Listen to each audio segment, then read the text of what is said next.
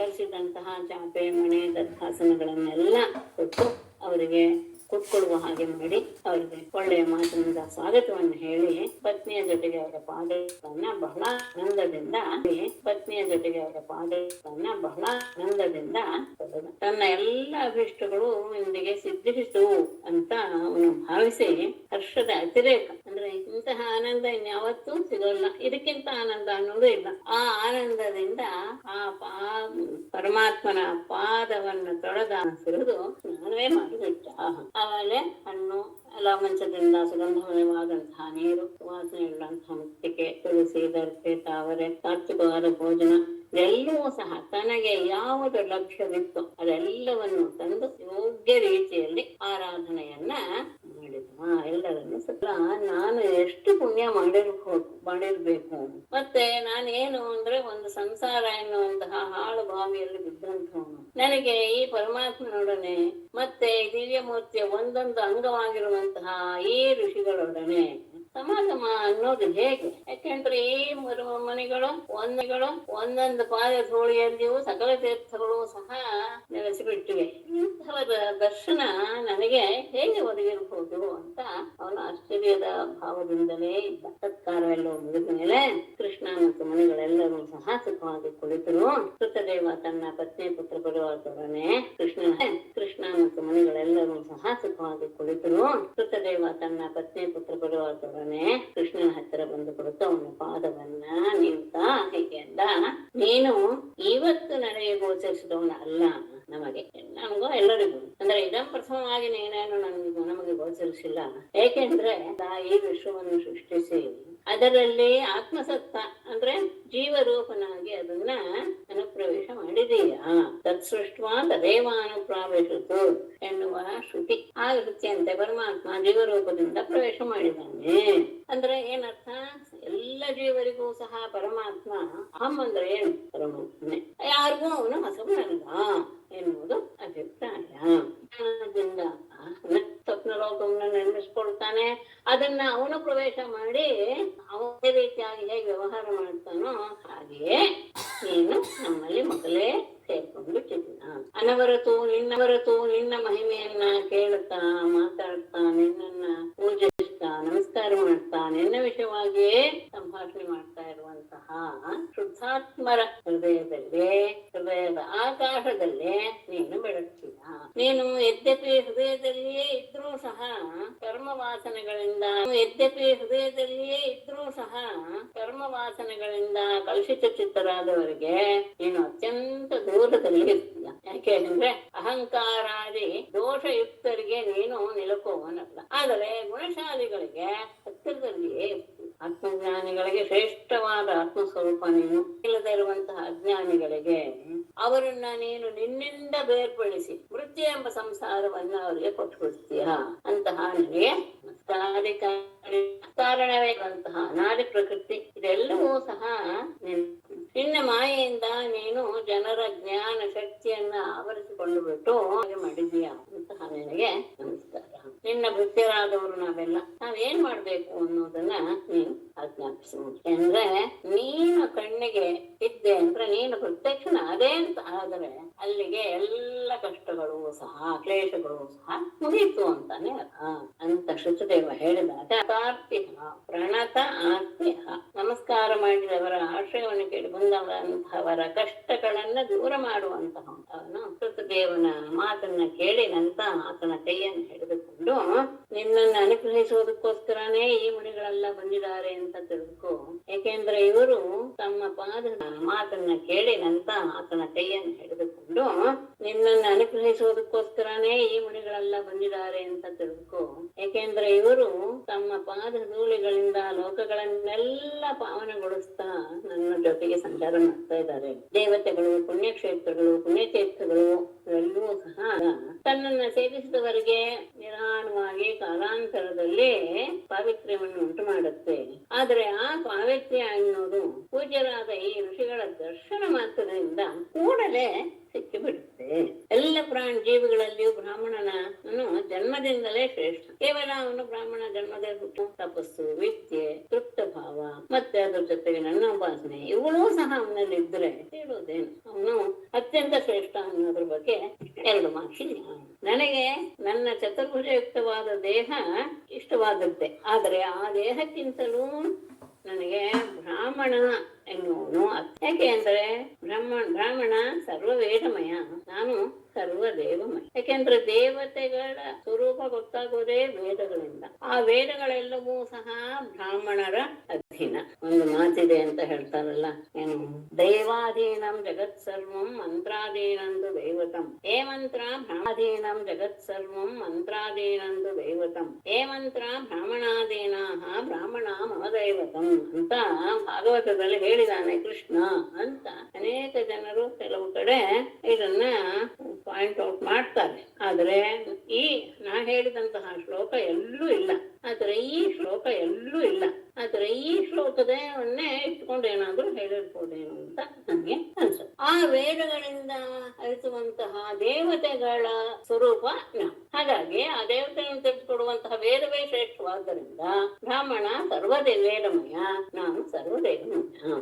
ಈ ರೀತಿಯ ವಿಷಯವು ವಿಗ್ರಹಾದಿಗಳಲ್ಲಿ ದೇವಬುದ್ಧಿಯನ್ನು ಇಟ್ಟು ಲೋಕಕ್ಕೆ ಗುರುವಾದಂತಹ ಬ್ರಾಹ್ಮಣನನ್ನ, ಆತ್ಮಸ್ವರೂಪನಾದಂತಹ ನನ್ನನ್ನ, ಅಥವಾ ಲೋಕಗುರು ಆತ್ಮಸ್ವರೂಪ ಬ್ರಾಹ್ಮಣ ರೂಪಿಯೂ ಆದಂತಹವನು ನನ್ನನ್ನ ಕೆಲವರು ಏನೋ ಒಂದು ದೋಷ ದೃಷ್ಟಿಯಿಂದ, ಅಂದ್ರೆ ನನ್ನಲ್ಲಿ ದೋಷವನ್ನ ಹುಡುಕ್ತಾನು, ಎಲ್ಲೆಲ್ಲಿಯೂ ನನ್ನನ್ನೇ ನೋಡ್ತಾನೆ. ಅಂದ್ರೆ ಪ್ರತಿಯೊಂದು ವಸ್ತುವಿನಲ್ಲಿಯೂ ಪ್ರತಿಯೊಂದು ವ್ಯಕ್ತಿಯಲ್ಲಿಯೂ ಸಹ ಪರಮಾತ್ಮನನ್ನೇ ನೋಡ್ತಾ ಬರ್ತಾನೆ ಬ್ರಾಹ್ಮಣನಾದವನು. ಈ ಚರಾಚರಾತ್ಮಕವಾದಂತಹ ವಿಶ್ವ, ಇದಕ್ಕೆ ಕಾರಣಗಳಾದಂತಹ ಇತ್ಯಾದಿಗಳು ಇವೆಲ್ಲವೂ ಆ ಪರಮಾತ್ಮನ ರೂಪಗಳೇ ಅಂತ ಬ್ರಾಹ್ಮಣ ಮನಸ್ಸಿನ ಇತ್ಯಾದಿಗಳು ಇವೆಲ್ಲವೂ ಆ ಪರಮಾತ್ಮನ ರೂಪಗಳೇ ಅಂತ ಬ್ರಾಹ್ಮಣ ಮನಸ್ಸಿನಲ್ಲಿ ಗಟ್ಟಿ ಮಾಡ್ಕೊಂಡ್ಬಿಟ್ಟಿರ್ತ ಅಂತ ಹೇಳಿ, ಹಾಗಾಗಿ ಅವನಿಗೆ ಮತ್ತೆ ಸಂಬೋಧನೆ ಮಾಡಿ ಬ್ರಾಹ್ಮಣ, ಈ ಬ್ರಹ್ಮಕ್ಕೂ ನಾನೇ ಅಂತ ತಿಳಿದು ನೀನು ಭಕ್ತಿಯಿಂದ ಅವರನ್ನ ಅರ್ಚನೆ ಮಾಡು.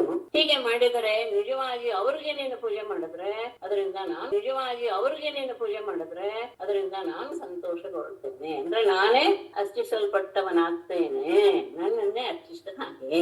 ಅಷ್ಟಲ್ಲದೆ ಪ್ರತಿಮಾದಿಗಳನ್ನ ವಿಪುಲ ಐಶ್ವರ್ಯದಿಂದ ಪೂಜಿಸಿದರೂ ಸಹ ಅದು ನನ್ನ ಪೂಜೆ ಅನಿಸ್ಕೊಳ್ಳುತ್ತಿಲ್ಲ. ಹೀಗೆ ಪ್ರಭುವಾದ ಕೃಷ್ಣ ಉಪದೇಶ ಮಾಡಿದ ಆಗ ಒಂದೇ ಆತ್ಮ ಎನ್ನುವಂತಹ ಅಭೇದ ಬುದ್ಧಿಯಿಂದ ಅರ್ಚನೆ ಮಾಡಿ ಸತ್ಯತೆಯನ್ನು ಪಡೆದಾನು. ಅದೇ ರೀತಿಯಲ್ಲಿ ಕೃತದೇವ ಹೇಗೆ ಸತ್ಯತೆಯನ್ನು ಹೊಂದಿದನೋ, ವಿಠಲರಾಜನಾದ ಉಪರಾಶನೂ ಸಹ ಅದೇ ರೀತಿಯಾಗಿ, ಅಂದ್ರೆ ಇಬ್ಬರಿಗೂ ಸಹ ಅದೇ ರೀತಿಯಾದಂತಹ ಉಪದೇಶ ಮಾಡಿದ ಪರಮಾತ್ಮ ಎನ್ನುವುದನ್ನು ತಗೊಳ್ಬೇಕು. ಒಟ್ಟಿಗೆ ನಡೆದಿರುವಂತಹ ವಿಷಯ ಭಕ್ತರಿಗೆಲ್ಲ ಭಕ್ತನಾದಂತಹ, ಭಕ್ತರ ಅಧೀನನಾದಂತಹ ಅವರಿಗೆ ಸನ್ಮಾರ್ಗವನ್ನು ಬೋಧಿಸುವೆ. ಆ ಸನ್ಮಾರ್ಗದ ಬಗ್ಗೆ ಮುಂದೆ ಒಂದು ಸ್ವಲ್ಪ ಹೇಳ್ತೇನೆ. ಕೆಲವು ದಿನ ಆ ಮಿಥಿಲಾನಗರದಲ್ಲಿ, ಅಂದ್ರೆ ರಾಜನಾದ ಮನೆಯಲ್ಲಿ ಇತ್ತು, ಇಲ್ಲಿ ಇತ್ತು, ಮತ್ತೆ ದ್ವಾರಕೆಗೆ ಹಿಂತಿರುಗಿದ ಅಂತ 86ನೇ ಅಧ್ಯಾಯ ಮುಗಿತು. ನಿನ್ನೆ ಅದು ಕೃಷ್ಣ ಬಂದಾಗ ಕಲಾಪ ಗ್ರಾಮ ಅಂತ ಹೇಳಕ್ ಬಂದಾಗ ಆ ಶ್ಲೋಕ ಹೇಳಿ ಮುಗಿಸ್ಮೇಲೆ ಅದ್ರ ಬಗ್ಗೆ ಹೇಳೋಣ ಅನ್ಕೊಂಡೆ, ಅಷ್ಟರಲ್ಲಿ ಮರ್ತ್ಬಿಟ್ಟೆ. ಆ ಕಲಾಪ ಎನ್ನುವುದು ಒಂದು ಗ್ರಾಮ, ನೀನು ಮರ್ತ್ಬಿಟ್ಟೆ. ಆ ಕಲಾಪ ಎನ್ನುವುದು ಒಂದು ಗ್ರಾಮ, ನಿಮಗೆ ಅದು ನೆನಪು ಇದೆ ಅಂತ ಭಾವಿಸಿದ್ದೆ ನಾನು. ಇದರಲ್ಲಿ 9ನೇ ಸ್ಕಂದದಲ್ಲಿ ಸೂರ್ಯವಂಶದ ಮತ್ತು ಚಂದ್ರವಂಶದ ಕೊನೆಯ ರಾಜರು ಅಲ್ಲಿ ವಾಸವಾಗಿದ್ದಾರೆ.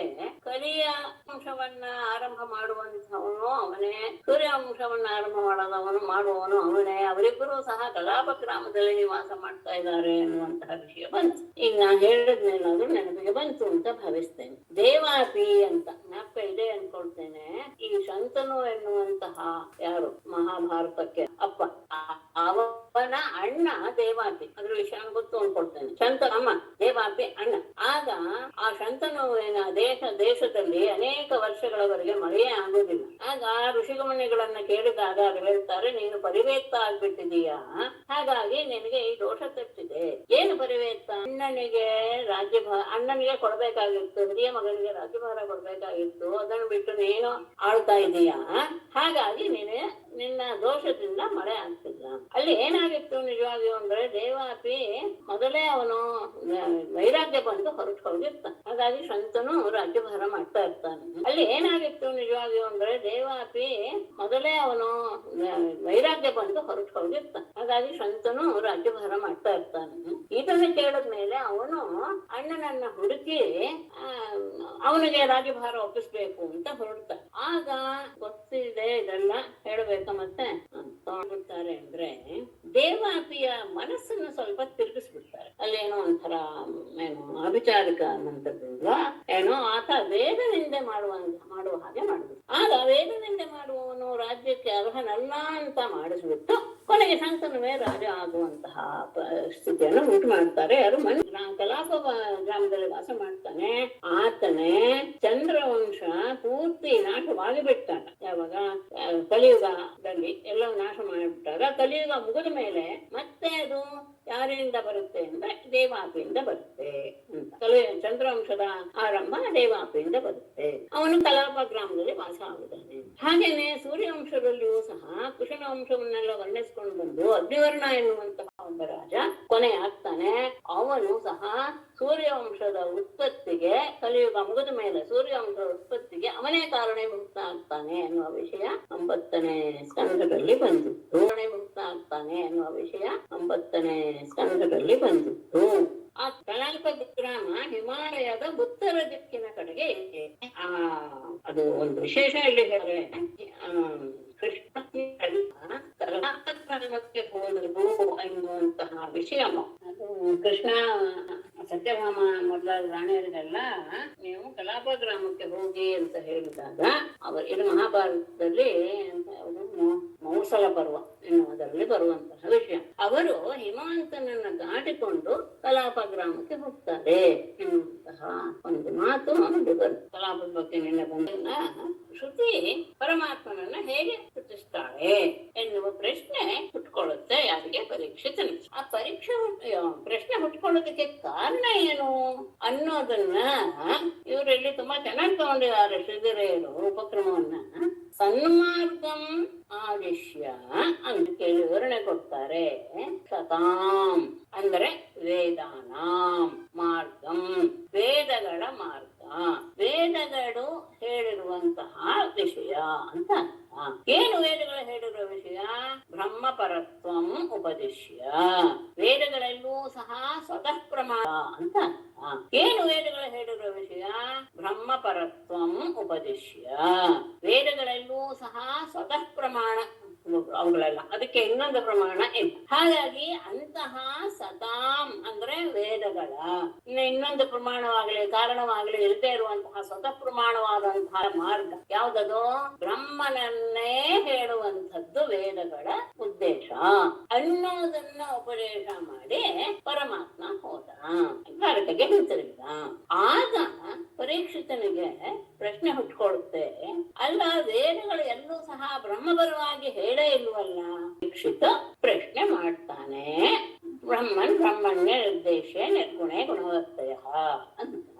ಹೇಗೆ ಅವುಗಳು? ಯಾಕಂದ್ರೆ ಎಲ್ಲೂ ಸಹ ಅವುಗಳೆಲ್ಲ ಗುಣವೃತ್ತಿಗಳೇ. ಆದ್ದರಿಂದ ಈ ಇಂತಹದ್ದು ಪರಬ್ರಹ್ಮನ ರೂಪ ಏನು ಅಂದ್ರೆ ನಿರ್ದೇಶ ನಿರ್ಗುಣ ಇವೆಲ್ಲವೂ ಹೌದು, ಅಷ್ಟೇ ಎಲ್ಲ ಸತಸತ ಹೇಳುತ್ತೆ ಶ್ರುತಿಗಳು ಅಂತ ಪ್ರಶ್ನೆ ಮನಸ್ಸಿನಲ್ಲಿ ಪ್ರಶ್ನೆ ಸಂಶಯ ಹುಟ್ಟುಕೊಂಡು ಅಂತ ಈ ರೀತಿಯಾಗಿ ಪ್ರಶ್ನೆ ಮಾಡ್ತಾನೆ.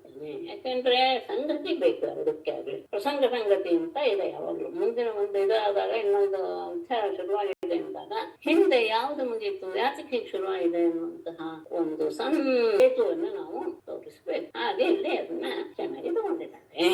ಆಮೇಲೆ ಪರಬ್ರಹ್ಮನನ್ನ ತಿಳಿಸುವಾಗ ಬ್ರಹ್ಮಾತ್ಮೈಕ್ಯವನ್ನ ಹೇಳಬೇಕಾಗತ್ತೆ. ಅದನ್ನ ಹೇಗೆ ತಿಳಿಸಕ್ಕೆ ಸಾಧ್ಯ ಅಂತ ಆರಂಭ ಮಾಡಿಕೊಂಡು ಒಂದು ವಿಷಯವನ್ನ ನಿರೂಪಣೆ ಮಾಡಕ್ ಹೊರಡ್ತಾರೆ. ಶ್ರೀಧರ್ ಬೇಕಾಗತ್ತೆ. ಅದನ್ನ ಹೇಗೆ ತಿಳಿಸಕ್ಕೆ ಸಾಧ್ಯ ಅಂತ ಆರಂಭ ಮಾಡಿಕೊಂಡು ಒಂದು ವಿಷಯವನ್ನ ನಿರೂಪಣೆ ಮಾಡಕ್ ಹೊರಡ್ತಾರೆ. ಶ್ರೀಧರಿಯರು ವಿಷಯದಲ್ಲಿ ಹೇಳಿರೋದು ವ್ಯಾಖ್ಯಾನಕಾರರು. ಪ್ರತಿಯೊಂದು ಶಬ್ದವನ್ನ ನಾವು ಹೇಳುವಾಗ ಅಲ್ಲಿ 3 ರೀತಿಯ ಒಂದು ಕಾರಣಗಳು ಅಲ್ಲ, 3 ರೀತಿಯ ಮತ್ತು ಗುಣ. ಅದನ್ನ ಗೋಣಿ ಎನ್ನುವ ಶಬ್ದದಿಂದ ಕರೀತಾರೆ. ಸ್ವಲ್ಪ ಅಲಂಕಾರದವರಿಗೆ ಇದು ಗೊತ್ತಾಗುತ್ತೆ. ಮುಖ್ಯ ಅಂದ್ರೆ ಅಭಿಧಾ ಅನ್ನೋದು, ಅಭಿಧಾ ಲಕ್ಷಣ ಗೌಣಿ ಅನ್ನುವಂತಹ 3 ಶಬ್ದ. ಮುಖ್ಯ ಅಂತ ಇಲ್ಲಿ ತಗೊಂಡಿದ್ದಾರೆ, ನಾನು ಅದನ್ನ ಮುಂದುವರಿಸ್ತೇನೆ. ಆ ಮುಖ್ಯದಲ್ಲಿಯೂ ಯೋಗ. ರೂಢಿಗೆ ನಮ್ಮಲ್ಲಿ ತುಂಬಾ ಬೆಲೆ. ಯಾಕೆಂದ್ರೆ ಹಿಂದಿನವರು ಯಾವ ಅರ್ಥದಲ್ಲಿ ಆ ಶಬ್ದವನ್ನು ಹೇಳ್ಕೊಂಡು ಬಂದಿದಾರೋ ಅದನ್ನ ನಾವು ಮುಂದುವರ್ಸ್ಕೊಂಡು ಬರ್ಬೋದು. ಯೋಗ ರೂಢಿ ಬಲಿಯಸಿ ಅನ್ನತ್ತೆ ನಮ್ಮ ಶಾಸ್ತ್ರ. ಹೇಗೆ ಆ ಮುಖ್ಯ ಅಂದ್ರೆ ನೇರವಾಗಿ ಹೇಳುವಂತ ಮುಖ್ಯ ಅಂದ್ರೆ ಆ ಶಬ್ದ ಕೇಳಿದ ತಕ್ಕ ಅರ್ಥವಾಗುತ್ತ ನಮ್ಗೆ, ಅದು ಪ್ರಧಾನವಾದಂತ ಅರ್ಥ. ಅದು 2 ರೀತಿಯಾಗಿರುತ್ತೆ, ರೂಢಿ ಮತ್ತು ಯೋಗ.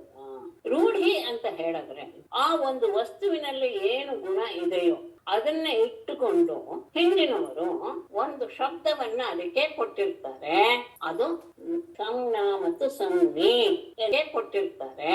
ಅದು ಸಂಜ್ಞಾ ಮತ್ತು ಸಂಜ್ಞಿ ಎನ್ನುವ ಹೆಸರನ್ನ ಅರ್ಥವನ್ನ ಪಡ್ಕೊಳ್ತದೆ. ಸಂಜ್ಞಾ ಅಂದ್ರೆ ಹೆಸರು, ಸಂಜ್ಞಿ ಅಂದ್ರೆ ಆ ಹೆಸರು ಇರುವಂತಹ ವಸ್ತು. ಅಂದ್ರೆ ಸಂಜ್ಞಾ ಅಂದ್ರೆ ಶಬ್ದ ಅಂತ ಆಯ್ತು, ಸಂಜ್ಞಿ ಅಂದ್ರೆ ಅರ್ಥ ಅಂತ ಆಯ್ತು. ಇಲ್ಲಿ ಇನ್ನೂ ಒಂದು ಗಮನಿಸ್ಕೊಳ್ಬೇಕು. ಈ ಶಬ್ದದಿಂದ ಇದೇ ಅರ್ಥವನ್ನ ನೀವು ತಿಳ್ಕೊಳ್ಬೇಕು ಎನ್ನುವುದು ಸಹ ಈಶ್ವರೇಚ್ಛೆ ಅಂತಾನೆ ನಾವು ಒಪ್ಕೊಳ್ತೀವಿ. ಪರಮಾತ್ಮನ ಇಚ್ಛೆ ರೀತಿಯಲ್ಲಿ ತರ್ಕದಲ್ಲಿದು ಶಬ್ದಕ್ಕೆ ಆರಂಭದಲ್ಲಿ ಬರ್ತಿರುತ್ತೆ ನಿರ್ಮಾಣದಲ್ಲಿ ಅಸ್ಮಾತ್ ಶಬ್ದಾತ್ ಅಯಮರ್ಥ ಬೋಧವ್ಯ ಇರುತ್ತೆ. ಈಶ್ವರನ ಇಚ್ಛೆಗೆ ಅದು ಶಕ್ತಿ ರೂಪದಲ್ಲಿ ಆ ಶಬ್ದಕ್ಕೆ ಆ ಅರ್ಥವನ್ನು ಕೊಡುವಂತಹ ಸಾಮರ್ಥ್ಯ ಇದೆ. ಘಟ ಎನ್ನುವ ಘಕಾರ ಟಕಾರಗಳು ಇದೆಯಲ್ಲ, ಅದು ಶಬ್ದ. ಅದರಿಂದ ಆ ವಸ್ತು ಕಾಣುತ್ತಲ್ಲ ಅದು ಅರ್ಥ. ಶಬ್ದ ಮತ್ತು ಅರ್ಥಗಳು ಈ ಯಾವಾಗ್ಲೂ ಒಟ್ಟಿಗೆ ಇರುವಂತ ಅವ್ರು ಬಳಸ್ಕೊಂಡು ನಾವು ಅದನ್ನೇ ಇಟ್ಕೊಂಡು ಬಳಸ್ಕೊಂಡು ಬರ್ತೀವಿ. ಅವರೇನ್ ಮಾಡಿದ್ದಾರೆ, ಆ ವಸ್ತು ಯಾವುದಕ್ಕೆ ಅರ್ಹವಾಗಿದೆಯೋ, ಯಾವ ಕೆಲಸಕ್ಕೆ ಅರ್ಹವಾಗಿದೆಯೋ ಅದಕ್ಕೆ ಸರಿಯಾಗಿ ಒಂದು ಶಬ್ದವನ್ನ ಕೊಟ್ಟಿದ್ದಾರೆ ಹಿಂದಿನವರು. ಅದನ್ನ ನಾವು ಬಳಸ್ಕೊಂಡು ಬರ್ತಾ ಇದ್ವಿ. ಆಮೇಲೆ ಯಾತಕ್ಕೆ ಹೇಳ್ತಾ ಇದ್ದೇನೆ ಅಂದ್ರೆ ಸ್ವಲ್ಪ ಇಲ್ಲಿ ವಿಷಯ ತಗೊಳ್ಳಿ ಅನ್ನೋ ಉದ್ದೇಶದಿಂದ ಅದನ್ನ ನಾವು ಬಳಸ್ಕೊಂಡು ಬರ್ತಾ ಇದ್ವಿ. ಆಮೇಲೆ ಯಾತಕ್ಕೆ ಹೇಳ್ತಾ ಇದ್ದೇನೆ ಅಂದ್ರೆ ಸ್ವಲ್ಪ ಇಲ್ಲಿ ವಿಷಯ ತಗೊಳ್ಳಿ ಅನ್ನೋ ಉದ್ದೇಶದಿಂದ ಇದನ್ನೇನು ನಾವು ವಿಸ್ತಾರ ಮಾಡಕ್ ಹೋಗಲ್ಲ, ಮುಂದಕ್ಕೆ ಹೋಗ್ಬೇಕು. ಅದಕ್ಕೋಸ್ಕರ ಈ ವಿಷಯ ಬೇಕು. ಲಕ್ಷಣ ಅಂತ ಇದೆ. ಲಕ್ಷಣ ಅಂತ ಹೇಳಿದ್ರೆ ನೇರವಾಗಿ ಆ ಶಬ್ದವನ್ನ ಕೇಳಿದ ತಕ್ಷಣ ನಮಗೆ ಪರಿಪೂರ್ಣವಾದ ಗೋಚರವಾಗೋದಿಲ್ಲ. ಅದು ಹೇಗೆ ಹೊಂದುತ್ತೆ ಅನ್ನುವ ಸಂದೇಹ ಉಂಟಾಗಿ ಬಿಡುತ್ತೆ. ಆಗ ಆ ಯಾವ ಶಬ್ದದ ಯಾವ ಅರ್ಥ ಇದೆಯೋ ಆ ಶಬ್ದಕ್ಕೆ ನಾವು ಇನ್ನೊಂದು ಅರ್ಥವನ್ನ ಪರಿಕಲ್ಪಿಸ್ತಿದ್ದೀವಿ. ಇನ್ನೊಂದು ಅರ್ಥ ಅಂದ್ರೆ ಪೂರ್ತಿ ಅರ್ಥವನ್ನು ಬಿಟ್ಟು ಅಂತ ಅಲ್ಲ, ಈ ಅರ್ಥವನ್ನು ಇಟ್ಟುಕೊಂಡು ಈ ಅರ್ಥಕ್ಕೆ ಸಂಬಂಧಪಟ್ಟ ಲಕ್ಷಣ. ಉದಾಹರಣೆಗೆ ಇಲ್ಲಿ ಕೊಟ್ಟಿರೋದು ಹೇಳ್ತೀನಿ, ಲೋಕದ್ದು ಹೇಳ್ತೀನಿ, ಅದು ನಿಮಗೆ ಬೇಗ ಗೊತ್ತಾಗುತ್ತೆ. ಒಂದು ನಮ್ಮಲ್ಲಿ ಶಾಸ್ತ್ರದಲ್ಲಿ ಒಂದು ಉದಾಹರಣೆ ಕೊಡ್ತಾರೆ, ಗಂಗಾಯಾಮ ಕೋಶ ಅಂತ. ಗಂಗಾ ಅಂತ ಹೇಳಿದ ತಕ್ಷಣ ನಮ್ಮ ಮನಸ್ಸಿನಲ್ಲಿ ಬರುವಂತಹದ್ದು ಕಲ್ಪನೆ ಏನು? ಆ ಗಂಗೆಯ ನೀರಿನ ಅಲೆಗಳು ಅಂದ್ರೆ ಪ್ರವಾಹ, ಅದು ನಮ್ಮ ಕಣ್ಣು ಮುಂದೆ ಬಂದು ಬಿಡುತ್ತದೆ ಅಂತ ಅರ್ಥ. ಘೋಷ ಅಂದ್ರೆ ಗೊಲ್ಲರ ಹಳ್ಳಿ. ಗಂಗೆಯಲ್ಲಿ ಗೊಲ್ಲರ ಹಳ್ಳಿ ಇದೆ. ಅರೆ, ಗಂಗೆಯಲ್ಲಿ ಗೊಲ್ಲರ ಹಳ್ಳಿ ಇರಕ್ ಸಾಧ್ಯವೇ ಅಂತ ನಮ್ಗೆ ಸಂದೇಹ ಬಂದಾಗ ಆ ಗಂಗಾ ಎನ್ನುವಂತಹ ಶಬ್ದದ ಅರ್ಥವನ್ನು ಇಟ್ಟುಕೊಂಡು ಗಂಗಾ ಪ್ರವಾಹದ ಹತ್ತಿರ ಇರುವ ತೀರದಲ್ಲಿ ಇದು ನೇರವಾಗಿ ಅರ್ಥ ಹೊಂದದೇ ಇದ್ದಾಗ ಅದಕ್ಕೆ ಇನ್ನೊಂದು ಅರ್ಥ, ಅದರ ಹತ್ತಿರವಾದ ಅರ್ಥವನ್ನು ತಗೋತೀವಲ್ಲ, ಅದನ್ನ ಲಕ್ಷಣ ಅಂತ ಕರೀತೀವಿ. ನಾವು ಇದನ್ನ ಲೋಕದಲ್ಲಿ ತುಂಬಾ ಉಪಯೋಗಿಸ್ತೇವೆ. ಉದಾಹರಣೆಗೆ ತರಕಾರಿಯವನು ಮನೆಗೆ ಬಂದ ನಮ್ಮ ದಾರಿಲಿ ಅಂತ ಹೇಳಿದಾಗ ಅವನನ್ನು ನಾವು ಏನಂತ ಕರಿತೀವಿ? ತುಂಬಾ ಉಪಯೋಗಿಸ್ತೇವೆ. ಉದಾಹರಣೆಗೆ ತರಕಾರಿಯವನು ಮನೆಗೆ ಬಂದ ನಮ್ಮ ದಾರಿಲಿ ಅಂತ ಹೇಳಿದಾಗ ಅವನನ್ನು ನಾವು ಏನಂತ ಕರಿತೀವಿ? ತರಕಾರಿ ಅಂತ ಕರಿತೀವಿ. ಹೂವು ಅಂತಾನೆ ಕರಿತೀವಿ. ಹೂವನ್ನು ತಗೊಂಡ್ ಬಂದಂತಹವಳನ್ನ ಅವಳು ಹೂವೇ ಅಲ್ಲ. ಏನರ್ಥ? ಹೂವನ್ನು ಹೊತ್ತಿರುವಂತಹ ನೀನು ಸೊಪ್ಪು ಅಂತಾನೆ ನಾವು ಕರಿತೀವಿ. ತರಕಾರಿ ಬಾಪ ಅಂತಾನೆ ಕರಿತೀವಿ. ಹೂವು ಬಾಮ ಅಂತಾನೆ ಕರಿತೀವಿ. ಆದರೆ ಹೂವನ್ನು ಹಿಡಿದುಕೊಂಡಿರುವ ನೀನು ಬಾ, ಮಾರಾಟ ಮಾಡ್ತಾರೆ ಅಂತ ನೀನು ಬಾ ಅಂತಾನೆ ಅರ್ಥ. ಇದೆಲ್ಲವೂ ಸಹ ಲೋಕದಲ್ಲಿ ನಾವು ಲಕ್ಷಣವನ್ನ ತುಂಬಾ ಉಪಯೋಗಿಸ್ತೀವಿ. ಇದು ಲಕ್ಷಣ ಅಂತ ಅನ್ಸ್ಕೊ. ಅಂದ್ರೆ ತರಕಾರಿಯನ್ನ ಸ್ತ್ರೀ ಅಂತ ಲಕ್ಷಣ. ಆಮೇಲೆ ಗೌಣ, ಅದು ಗುಣದಿಂದ ಬರುವಂಥದ್ದು. ಗುಣ ಅಂದ್ರೆ ಏನು ಅಂದ್ರೆ ಇದು ನಿಮ್ಗೆ ಎಲ್ರಿಗೂ ಗೊತ್ತು. ನೋಡು, ದುರ್ವಾಸ ಆಗ್ಬಿಟ್ಟ ಅಂತ ನಾವ್ ಹೇಳ್ತೇವೆ. ದುರ್ವಾಸ ಆಗ್ಬಿಟ್ಟ ಅಂದ್ರೆ ಏನರ್ಥ? ದುರ್ವಾಸನಲ್ಲಿರುವಂತಹ ಗುಣವಾದ ಕೋಪ ಎನ್ನುವುದು ಇವನಲ್ಲಿಯೂ ಸಹ ಆವಿರ್ಭಾವವಾಯಿತು ಅಂತ. ಅವನಲ್ಲಿರುವಂತಹ ಗುಣವನ್ನ ನಾವು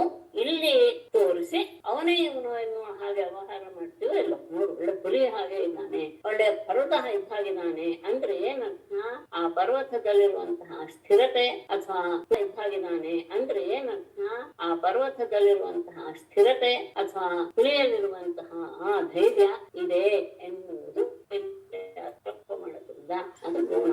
ಇಲ್ಲಿ ಜೀವಾತ್ಮನಿಗೂ ಐಕ್ಯ ಹೇಳ್ಬೇಕಾದಾಗ ನಾವು ಒಂದು ರೀತಿಯಾದಂತಹ ಲಕ್ಷಣ ಸರ್ವಜ್ಞ ಸರ್ವವ್ಯಾಪಿ ಎಲ್ಲವೂ ಹೌದು.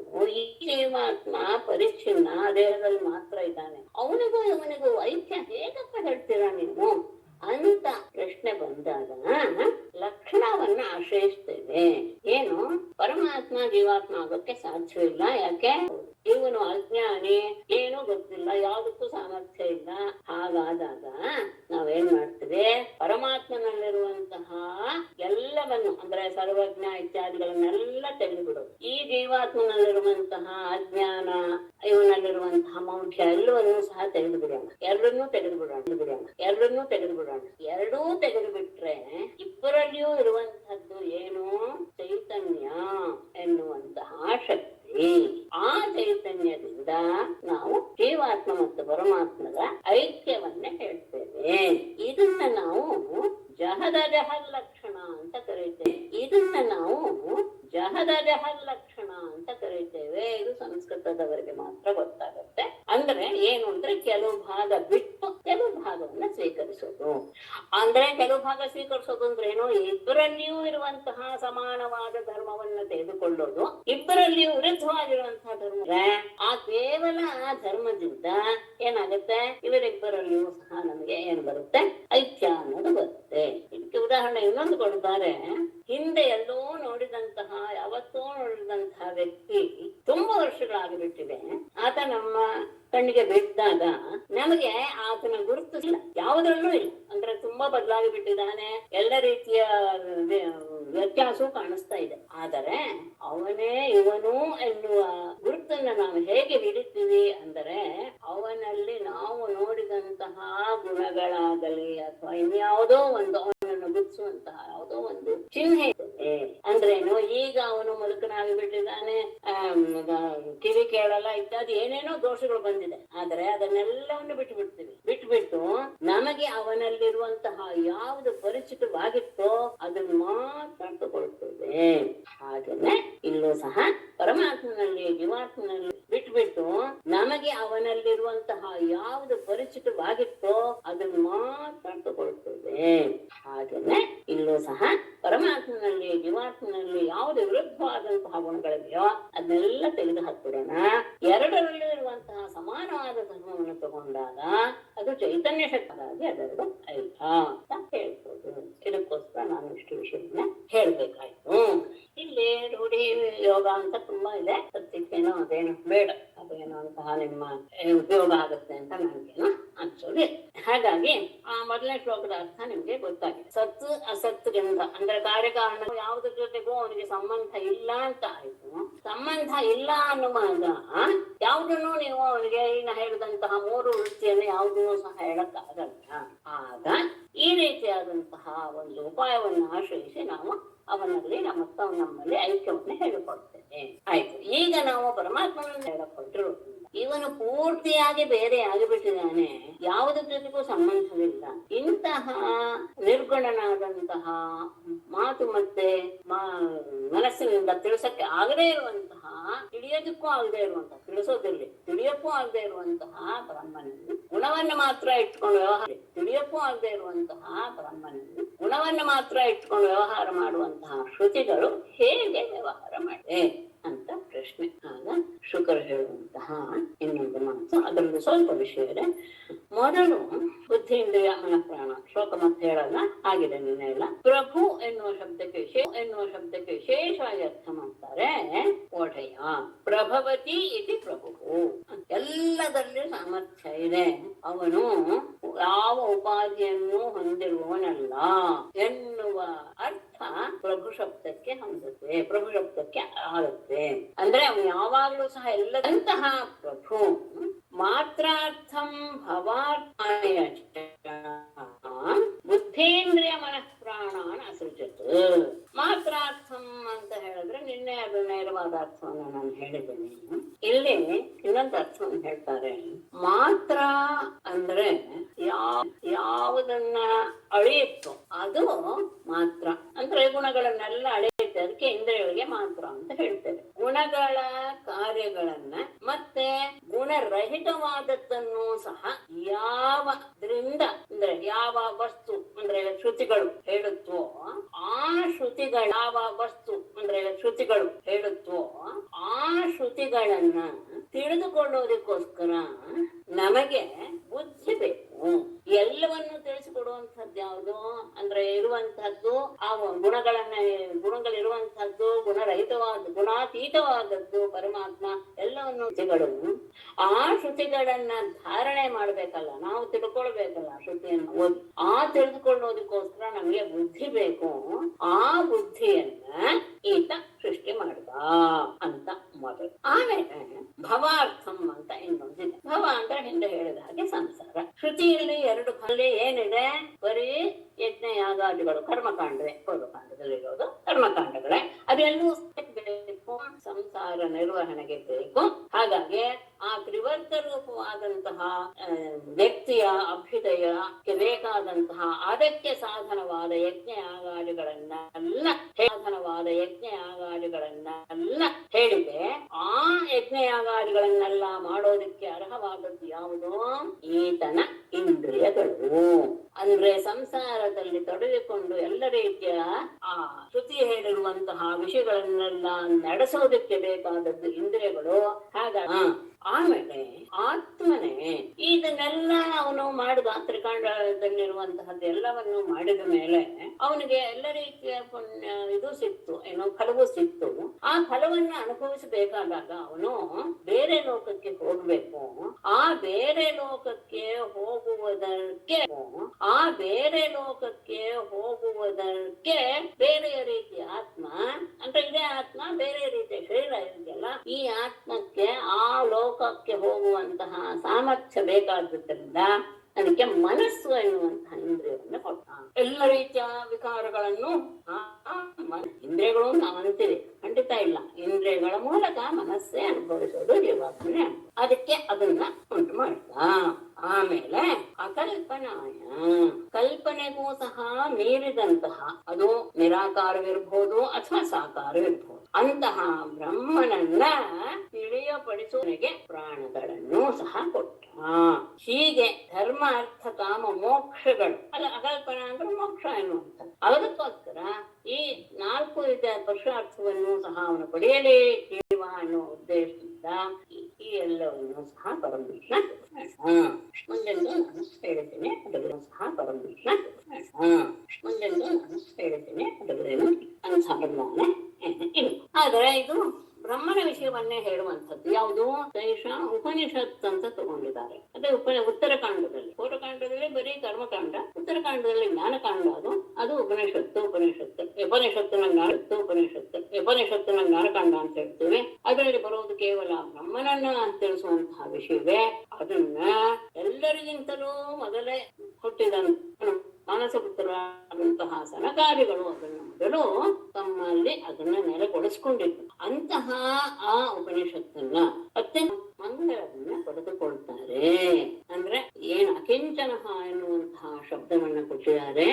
ಯಾವಾಗ ಇದನ್ನ ಶ್ರದ್ಧೆಯಿಂದ ನಾವು ಉಪನಿಷತ್ ಭಾಗವನ್ನ ಕೇಳ್ತೀವೋ, ಬ್ರಹ್ಮದ ಪರವಾದಂತಹ ವಿಷಯವನ್ನ, ಆಗ ದೇಹದ ಬಗ್ಗೆ ಇರುವಂತಹ ಎಲ್ಲ ರೀತಿಯ ಜ್ಞಾನವು ಅಂದ್ರೆ ಅದೇ ದೇಹವೇ ಆತ್ಮ ಎನ್ನುವಂತಹ ಎಲ್ಲ ರೀತಿಯ ಉಪಾಧಿಯನ್ನ ನಾವು ನಿಜ ಅಂತ ತಿಳ್ಕೊಂಡಿದ್ದೀವಿ. ಅದೆಲ್ಲ ಉಪಾಧಿ ಎನ್ನುವ ಜ್ಞಾನ ಬಂದು ಇನ್ನೊಂದು ಮುಖ್ಯವಾದಂತಹ ಮೋಕ್ಷವನ್ನ ಅವನು ಪಡಿತಾನೆ.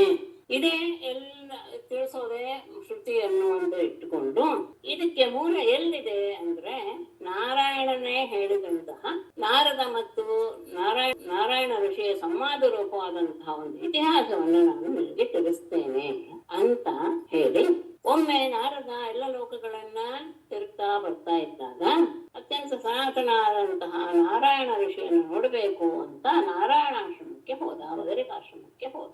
ಅಲ್ಲಿ ಬದರಿಕಾಶ್ರಮದಲ್ಲಿ ನಾರಾಯಣ ಋಷಿ ತಪಸ್ ಮಾಡ್ತಾ ಇದ್ದಾರೆ. ಯಾಕೆ ಅಂತ ಹೇಳಿದ್ರೆ ಎಲ್ಲ ಜೀವಿಗಳ ಅಭ್ಯುದಯ ಮತ್ತು ಮೋಕ್ಷಕ್ಕೋಸ್ಕರ. ಅಂದ್ರೆ ಈ ಬ್ರಹ್ಮನ ಆರಂಭವಾದ್ದರಿಂದ, ಕಲ್ಪ ಅಂದ್ರೆ ಬ್ರಹ್ಮನ ದಿನ ಯಾವಾಗ ಆರಂಭವಾಯಿತು ಆವತ್ತಿನಿಂದ ತಪಸ್ಸಿನಲ್ಲಿ ಆತ ತೊಡಗಿಸ್ಕೊಂಡಿದ್ದಾನೆ ತನ್ನನ್ನ ತಾನು. ಯಾವ ಧರ್ಮ ಜ್ಞಾನ ಶಾಂತಿಯನ್ನ ಹೊಂದಿ ಆ ಭಾವದಿಂದ ಆತ ತಪಸ್ಸಿನಲ್ಲಿ ತೊಡಗಿದ್ದಾನೆ. ಆಗ ಅಲ್ಲಿ ಬಂದಂತಹ ಕಲಾಪಗ್ರಾಮದಲ್ಲಿರುವಂತಹ ಋಷಿಗಳು, ಅಂದ್ರೆ ಎಂಥವ್ರು ಅನ್ನುವಂತಹ ಅಭಿಪ್ರಾಯ ಗೊತ್ತಾಯ್ತು ಅಂತ ಭಾವಿಸ್ತೇನೆ. ಅವರೆಲ್ಲರೂ ಸಹ ಸುತ್ತುವರಿದಿದ್ದಾರೆ. ಅಂತಹ ಸಂದರ್ಭದಲ್ಲಿ ಈಗ ನೀನು ಏನು ಪ್ರಶ್ನೆ ಕೇಳಿದ್ಯೋ, ಶ್ರುತಿ ಹೇಗೆ ಪ್ರವೃತ್ತವಾಯಿತು ಅಂತ ಕೇಳಿದ್ಯೋ, ಅದನ್ನೇ ಪ್ರಶ್ನೆಯನ್ನ ಮಾಡಿದ. ಮಾಡಿದಾಗ ಪರಮಾತ್ಮನೇ ಹೇಳಿದಂತಹ ಮಾತು ಮುಂದೆ ಬರುತ್ತೆ. ಎಲ್ಲಿ ಬಂದಂತಹ ಸಂದರ್ಭದಲ್ಲಿ ಜನಲೋಕದಲ್ಲಿ ವಾಸವಾದಂತಹ ಸನಕಾದಿ ಋಷಿಗಳಿಗೆ ಈ ವಿಷಯವನ್ನ ಪರಮಾತ್ಮ ತಿಳಿಸಿದ. ಅಲ್ಲಿ ನಮ್ಮ ವಿಷಯಕವಾದಂತಹ ಚರ್ಚೆ ನಡೀತಾ ಇತ್ತು. ಅಂತಹ ಸಂದರ್ಭದಲ್ಲಿ ಪರಮಾತ್ಮ ಹೇಳಿದಂತಹ ವಿಷಯವನ್ನ ಪರಮಾತ್ಮನೇ ನಾರದರಿಗೆ ಹೇಳಿದೆ. ಹಿಂದೆ ಹೀಗೆ ಶ್ವೇತದ್ವೀಪಂ ಗತವತಿ ತ್ವಯಿ ದ್ರಷ್ಟುಂ ತದೀಶ್ವರಂ ಬ್ರಹ್ಮವಾದಸ್ಯ ಸಂವೃತ್ತಃ ಹೃದಯೋ ಯತ್ರ ಕ್ಷೀರತೆ ತತ್ರ ಅಯಂ ಅಭೂತ್ ಪ್ರಶ್ನಃ ತ್ವಂ ಮಾಂ ಯಂ ಅನುಪೃಚ್ಛಸಿ. ಪರಮಾತ್ಮ ಹೇಳ್ತಾ ಇರೋದು ನಾರದನಿಗೆ, ನಾಪಿಟ್ಕೊಳ್ಳಿ. ತ್ವಯಿ ಶ್ವೇತದ್ವೀಪಂ ತದೀಶ್ವರಂ ದ್ರಷ್ಟುಂ ಗತವತಿ ಶ್ರುತಯಃ ಯತ್ರ ಕ್ಷೀರತೆ ಬ್ರಹ್ಮವಾದಃ ಸುಸಂವೃತ್ತಃ ತತ್ರ ಅಯಂ ಪ್ರಶ್ನಃ ಅಭೂತ್ ಯಂ ಮಾಂ ತ್ವಂ ಅನುಪೃಚ್ಛಸಿ. ತ್ವಯಿ ನೀನು ಶ್ವೇತದ್ವೀಪಕ್ಕೆ ಹೋಗಿದ್ದೆ. ಯಾಕೆ ಅಂದ್ರೆ ತದೀಶ್ವರಂ, ಆ ಶ್ವೇತದ್ವೀಪದ ಒಡೆಯನಾದಂತಹ ಅನಿರುದ್ಧ ಅವರನ್ನ ನೋಡಕ್ಕೆ, ಅಂದ್ರೆ ತನ್ನದೇ ಪರಮಾತ್ಮಂದ ಇನ್ನೊಂದು ರೂಪ ಅನಿರುದ್ಧ ಮೂರ್ತಿ ಶ್ವೇತದ್ವೀಪದಲ್ಲಿ ವಾಸವಾಗಿದ್ದಾನೆ. ಹಿಂದೆ ದ್ವೀಪಗಳ ವಿಷಯ ಎಲ್ಲ ಬಂತು, ಅದರಲ್ಲಿ ಬಂದಿತ್ತು. ದ್ರಷ್ಟುಂ ಗತವತಿ, ನೀನು ಆ ಸಂದರ್ಭದಲ್ಲಿ ಅಲ್ಲಿ ಬ್ರಹ್ಮಸತ್ರ ಆಡಿದಾಗ ನೀನು ಅನಿರುದ್ಧ ಮೂರ್ತಿಯನ್ನ ನೋಡೋದಕ್ಕೋಸ್ಕರ ಅಲ್ಲಿಗೆ ಹೋಗಿದ್ದೆ. ಆ ಸಂದರ್ಭದಲ್ಲಿ ಶ್ರುತಯಃ ಯತ್ರ ಕ್ಷೀರತೆ ಬ್ರಹ್ಮವಾದಃ ಸುಸಂವೃತ್ತಃ, ಎಲ್ಲಿ ಶ್ರುತಿಗಳು ಶ್ವೇತದ್ವೀಪಕ್ಕೆ ನೀನು ಅನಿರುದ್ಧನ ತತ್ ಈಶ್ವರಂ, ಆ ಶ್ವೇತದ್ವೀಪಕ್ಕೆ ಒಡೆಯನಾದಂತಹ ಅನಿರುದ್ಧನನ್ನ ನೋಡೋದಕ್ಕೆ ನೀನು ಹೋದಾಗ ಶ್ರುತಯಃ ಯತ್ರ ಕ್ಷೀರತೆ, ಶ್ರುತಿಗಳು ಎಲ್ಲಿ ಏನು ಒಟ್ಟಿಗೆ ಸಮನ್ವಯ ಮಾಡುವಂತಹದ್ದು ಬರುತ್ತೋ ಅಂತಹ ಬ್ರಹ್ಮವಾದ ಸುಸಮೃದ್ಧ, ಅಂತಹ ಬ್ರಹ್ಮನ ಬಗ್ಗೆ ಜಿಜ್ಞಾಸೆ ಎನ್ನುವುದು ಅದು ನಡೆಯುತ್ತೆ. ಯಾರೋ ಮ್ಯೂಟ್ ಮಾಡಿಪ್ಪ.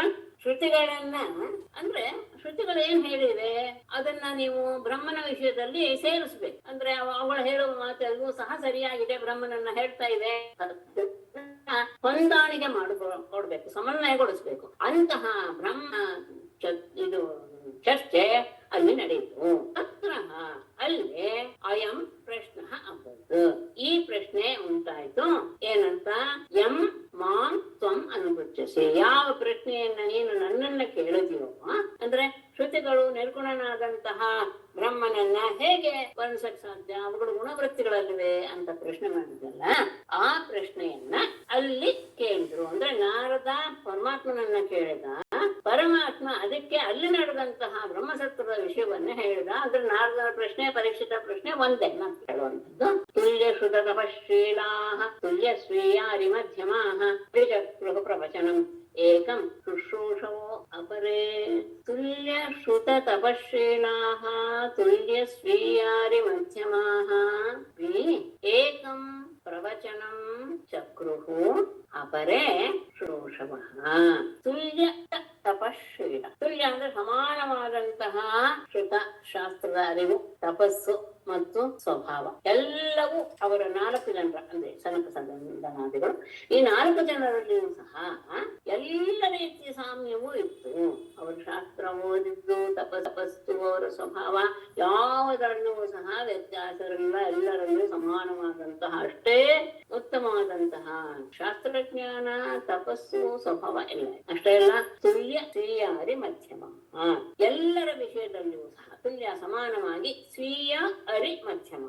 ಸ್ವೀಯ ಅಂದ್ರೆ ನಮ್ಮವನು, ಅರಿ ಅಂದ್ರೆ ಶತ್ರು, ಮಧ್ಯಮ ಅಂದ್ರೆ ತಟಸ್ಥ. ಎಲ್ಲ ಯಾರ ವಿಷಯದಲ್ಲಿಯೂ ಸಹ ಅವರಿಗೆ ಇವನು ಶತ್ರು, ಇನ್ ಮಿತ್ರ, ಇನ್ನು ಉದಾಸೀನ ಎನ್ನುವಂತಹ ಭಾವವೇ ಇರಲಿಲ್ಲ. ಎಲ್ಲರಲ್ಲಿಯೂ ಒಂದೇ ರೀತಿಯಾದ ಭಾವವನ್ನು ಹೊಂದಿದ್ರು. ಶತ್ರುಗಳು ಅನ್ನೋದು ನಮ್ಮವರಾಗ್ಲಿ ಶತ್ರುಗಳಾಗಲಿ ಏನೂ ಇಲ್ಲದೆ ಇರುವಂತಹ ಸುಮ್ಮನೆ ಸಾದಾ ವ್ಯಕ್ತಿಗಳನ್ನಾಗ್ಲಿ ಪ್ರತಿಯೊಂದು ಒಂದೇ ಭಾವವನ್ನು ಹೊಂದಿದವರ ಅಂತಹ ಅವರು ಸಹ ಅಪಿ ಏಕಂ ಪ್ರವಚನಂ ಚಕ್ರು ಅಂದ್ರೆ ಮಾಡ್ಬೇಕು ಅಂದ್ರೆ ಅವರಲ್ಲೇ ಒಬ್ರು ಶತ್ರುವನ್ನಾಗಿ ಮಾಡಿಕೊಂಡು ಅಂದ್ರೆ ಪ್ರವಚನ ಆ ವಿಷಯದ ಬಗ್ಗೆ ಹೇಳ್ಬೇಕು ಅಂತ ಒಬ್ಬನನ್ನ ಗೊತ್ತು ಮಾಡಿದ್ರು. ಸನಂದನ ಒಬ್ಬರನ್ನ ಗೊತ್ತು ಮಾಡಿದ್ರು. ಮುಂದೆ ಯಾಕಂದ್ರೆ ಸನಂದನ ಅನ್ನೋರು ಬರ್ತಾರೆ. ಆದರೆ ಶುಶ್ರೂಷವ ಉಳಿದ 3 ಜನ ಅವರು ಹೇಳಿದ್ದನ್ನ ಕೇಳುವಂತಹ ಶುಶ್ರೂಷ ಕೇಳುವಂತಹ ಭಾವ ಸ್ಥಳದಲ್ಲಿ ಅವರು ಕುಳಿತುಕೊಂಡು ಒಬ್ರು ವಕ್ತೃ ಆದ್ರು, ಉಳಿದವರೆಲ್ಲರೂ ಸಹ ಶ್ರೋತೃಗಳಾದರು. ಎಲ್ಲರೂ ಸಮಾನ ನಪ್ಪಿರ್ಲಿ. ಆದರೆ ಶುರು ಮಾಡಿದರೆ ಉಳಿದವರು ಸಹ ಭಾಗವಹಿಸ್ತಾರೆ. ಹಾಗಾಗಿ ಸನಂತ ನಾಯಕ ಎನ್ನುವಂತಹ ಒಬ್ಬರು ತಮ್ಮ ಜೊತೆಗನನ್ನ ಪ್ರವಾಸವನ್ನ ಮಾಡಿದರು. ಆಗ ಸನಂತನರು ಹೇಳುವ ಮಾತು ಸನಂದನ ವಾಚ ಸದೃಷ್ಟಮಿರಾಪೀಯ ಶಯಾನಂ ಸಹ ಶಕ್ತಿಭಿಃ ತದಂತೆ ಬೋಧಯಾಂಚಕ್ರುಃ ತಲ್ಲಿಂಗೈಃ ಶ್ರುತಯಃ ಪರಂ. ಯಾರನ್ನ ಪ್ರವೃತ್ತ ಮಾಡಿದ್ರು? ಸನಂದನನ್ನ ಮಾಡಿದ್ರು. ಅವ್ರು ಹೇಳುವ ಮಾತು ಸಸೃಷ್ಟಂ ಇದಂ ಆಪೀಯ ಶಕ್ತಿಭಿಃ ಸಹ ಶಯಾನಂ ತದಂತೆ ಶ್ರುತಯಃ ಪರಂ ತಲ್ಲಿಂಗೈಃ ಬೋಧಯಾಂಚಕ್ರುಃ. ಸಸೃಷ್ಟಂ ಪರಬ್ರಹ್ಮನನ್ನ ಹೇಳುವಂತಹದ್ದು, ಆತನಿಂದ ಸೃಷ್ಟಿಸಲ್ಪಟ್ಟಂತಹ ಇದಂ ಈ ಜಗತ್ತು ಕೊನೆಯಲ್ಲಿ ಅಂದ್ರೆ ಪ್ರಳಯ ಕಾಲದಲ್ಲಿ ಆಪೀಯ ಅದನ್ನ ತಾನೇ ಎಲ್ಲವನ್ನು ಸಹ ತನ್ನೊಳಗೆ ಸೇರಿಸಿಕೊಂಡು, ಆಪೀಯ ಅಂದ್ರೆ ಕುಡಿದು ಅಂತ ಅರ್ಥ. ಅಂದರೆ ಎಲ್ಲವನ್ನು ತನ್ನಲ್ಲಿ ಲೀನ ಮಾಡಿಕೊಂಡು ಶಕ್ತಿಭಿಃ ಸಹ ತನ್ನ ಎಲ್ಲ ಕಾಲ ಕರ್ಮ ಎಲ್ಲವೂ ಸಹ ಇಲ್ಲಿ ಅವನಲ್ಲಿಯೇ ಇದೆ. ಕಾಲಕರ್ಮ ಎಲ್ಲಾ ಶಕ್ತಿಗಳೊಡನೆ ಆತ ಶಯಾನಂ ಮಲಗಿರುವಂತಹ ಪರಬ್ರಹ್ಮನನ್ನ ಮಲಗಿರುವಂತಹ ಆ ಪರಮಾತ್ಮನನ್ನ ಪರಬ್ರಹ್ಮ ತದಂತೆ ಪ್ರಳಯ ಕಾಲವು ಮುಗಿದ ಸಂದರ್ಭದಲ್ಲಿ ಶ್ರುತಿಗಳು ಪರಂ ಆ ಪರಮಾತ್ಮನನ್ನ ತಲ್ಲಿಂಗೈಗೆ ಬ್ರಹ್ಮನನ್ನ ಪ್ರತಿಪಾದನೆ ಮಾಡುವಂತಹ ಮಾತುಗಳಿಂದ ಬೋಧಯಾಂಚಕ್ರುಹು ಅವನನ್ನ ಎಬ್ಬಿಸೋದಕ್ಕೆ ಶುರು ಮಾಡೋದಂತೆ ಎಚ್ಚರಗೊಳಿಸಿದ್ರು. ತದಂತೆ ಅಂತ ಹೇಳಿ ಪ್ರಳಯ ಕಾಲದ ಮುಗಿದ ಮೇಲೆ ಅಂದ್ರೆ ಮತ್ತೆ ಸೃಷ್ಟಿಕಾಲ ಬಂದಾಗ ಶ್ರುತಯ ವೇದಗಳು ಯಾರು? ಪರಮಾತ್ಮನ ನಿಶ್ವಾಸ ರೂಪವಾದಂತಹ ವೇದಗಳೇ. ಹೌದು, ಆತನ ಉಸಿರಿನ ಮೂಲಕ ಹೊರಬಂದಿದ್ದು ಅವುಗಳು ಆ ಪರಮಾತ್ಮನನ್ನ ಅವನನ್ನ ಪ್ರತಿಪಾದಿಸುವಂತಹ ಶಬ್ದಗಳಿಂದ ಅವನನ್ನ ಎಚ್ಚರಗೊಳಿಸಿದವು.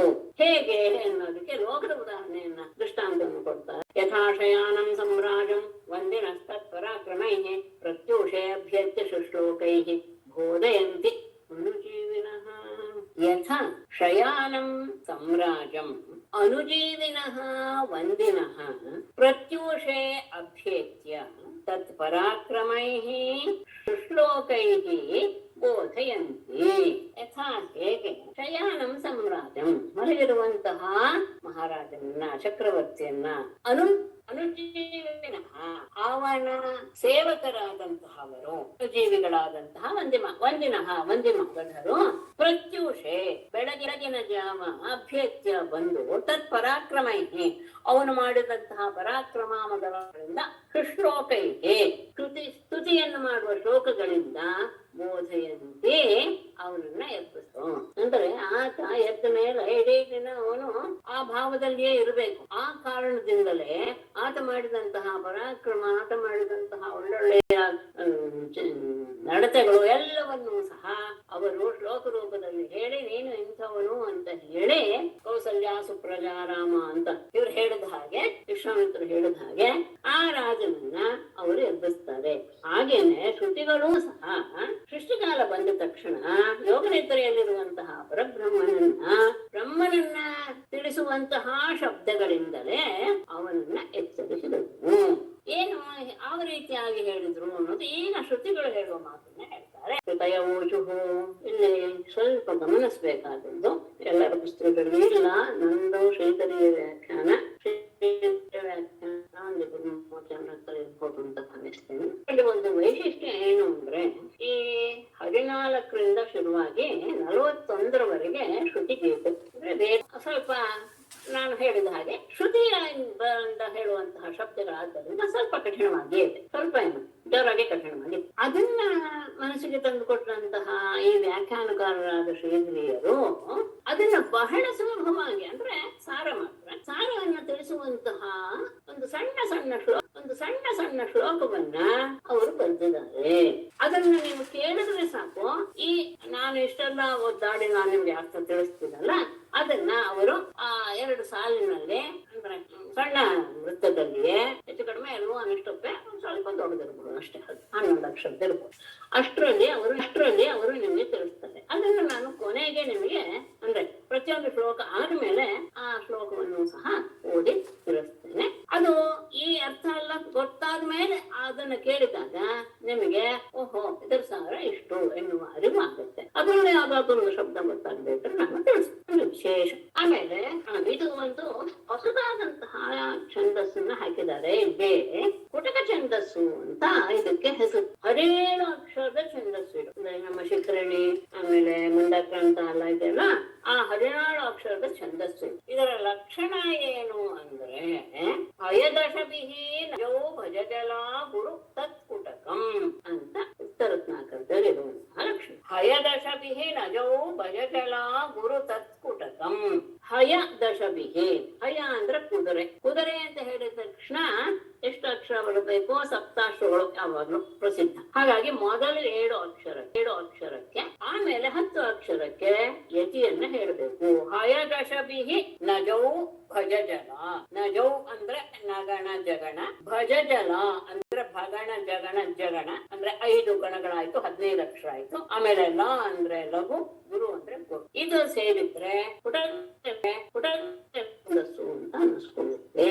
ಮೊದಲ 7 ಅಕ್ಷರಗಳಿಗೆ, ಆಮೇಲೆ 10 ಅಕ್ಷರಗಳಿಗೆ ಯತಿ, ನಗಣ ಜಗಣ ಭಗಣ ಜಗಣ ಜಗಣ ಲಘು ಗುರು ಇದ್ರೆ ಅದು ಪುಟಕ ಛಂದಸ್ಸು. ಈ ಅಷ್ಟು ಸಹ ಶ್ರುತಿ ಹೇಳಿರುವಂತಹ ಸ್ತುತಿ ಇದೆಯಲ್ಲ, ಅದಷ್ಟು ಈ ಛಂದಸ್ಸಿನಲ್ಲಿ ಇದೆ ಅನ್ನೋದು ವಿಶೇಷ.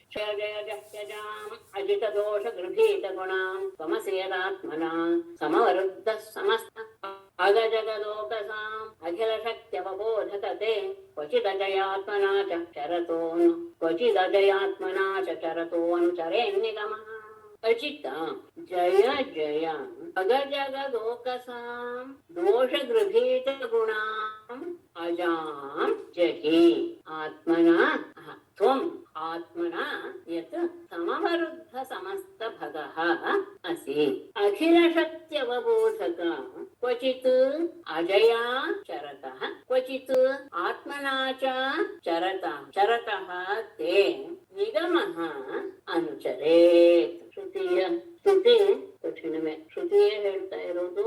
ಹಾಗಾಗಿ ಶ್ರುತಿಯ ಮಟ್ಟಕ್ಕೆ ಹೋಗಿ ಅರ್ಥ ಮಾಡ್ಕೊಳ್ಬೇಕು. ತುಂಬಾ ಕಷ್ಟ ಇದೆ ಅಲ್ಲ, ನಾನು ಹೆದರ್ಸ್ತಾ ಇದ್ದೀನಿ ಅಂತ ಅದು ಭಾವಿಸ್ಬೇಡಿ. ಮನಸ್ಸನ್ನ ಏಕಾಗ್ರಗೊಳಿಸಿ ಕೇಳಿ. ಮೊದಲನೇ ಸತಿ ಕೇಳಿದಾಗ ಏನೂ ಅರ್ಥ ಆಗೋದಿಲ್ಲ, ಹೌದು. ಆದ್ರೆ ಇದನ್ನ ನೀವು ಅನೇಕ ಬಾರಿ ಕೇಳಿದಾಗ ಮಾತ್ರ ಒಂದು ಅಭಿಪ್ರಾಯ ಮನಸ್ಸಿನಲ್ಲಿ ಮೂಡಬಹುದು. ಯಾಕೆಂದ್ರೆ ದಶಮಸ್ಕಂಧ ಮುಗಿತಾ ಬಂತು. ಭಾಗವತದ ಆರಂಭದಿಂದ ನೀವೆಲ್ಲ ಕೇಳಿ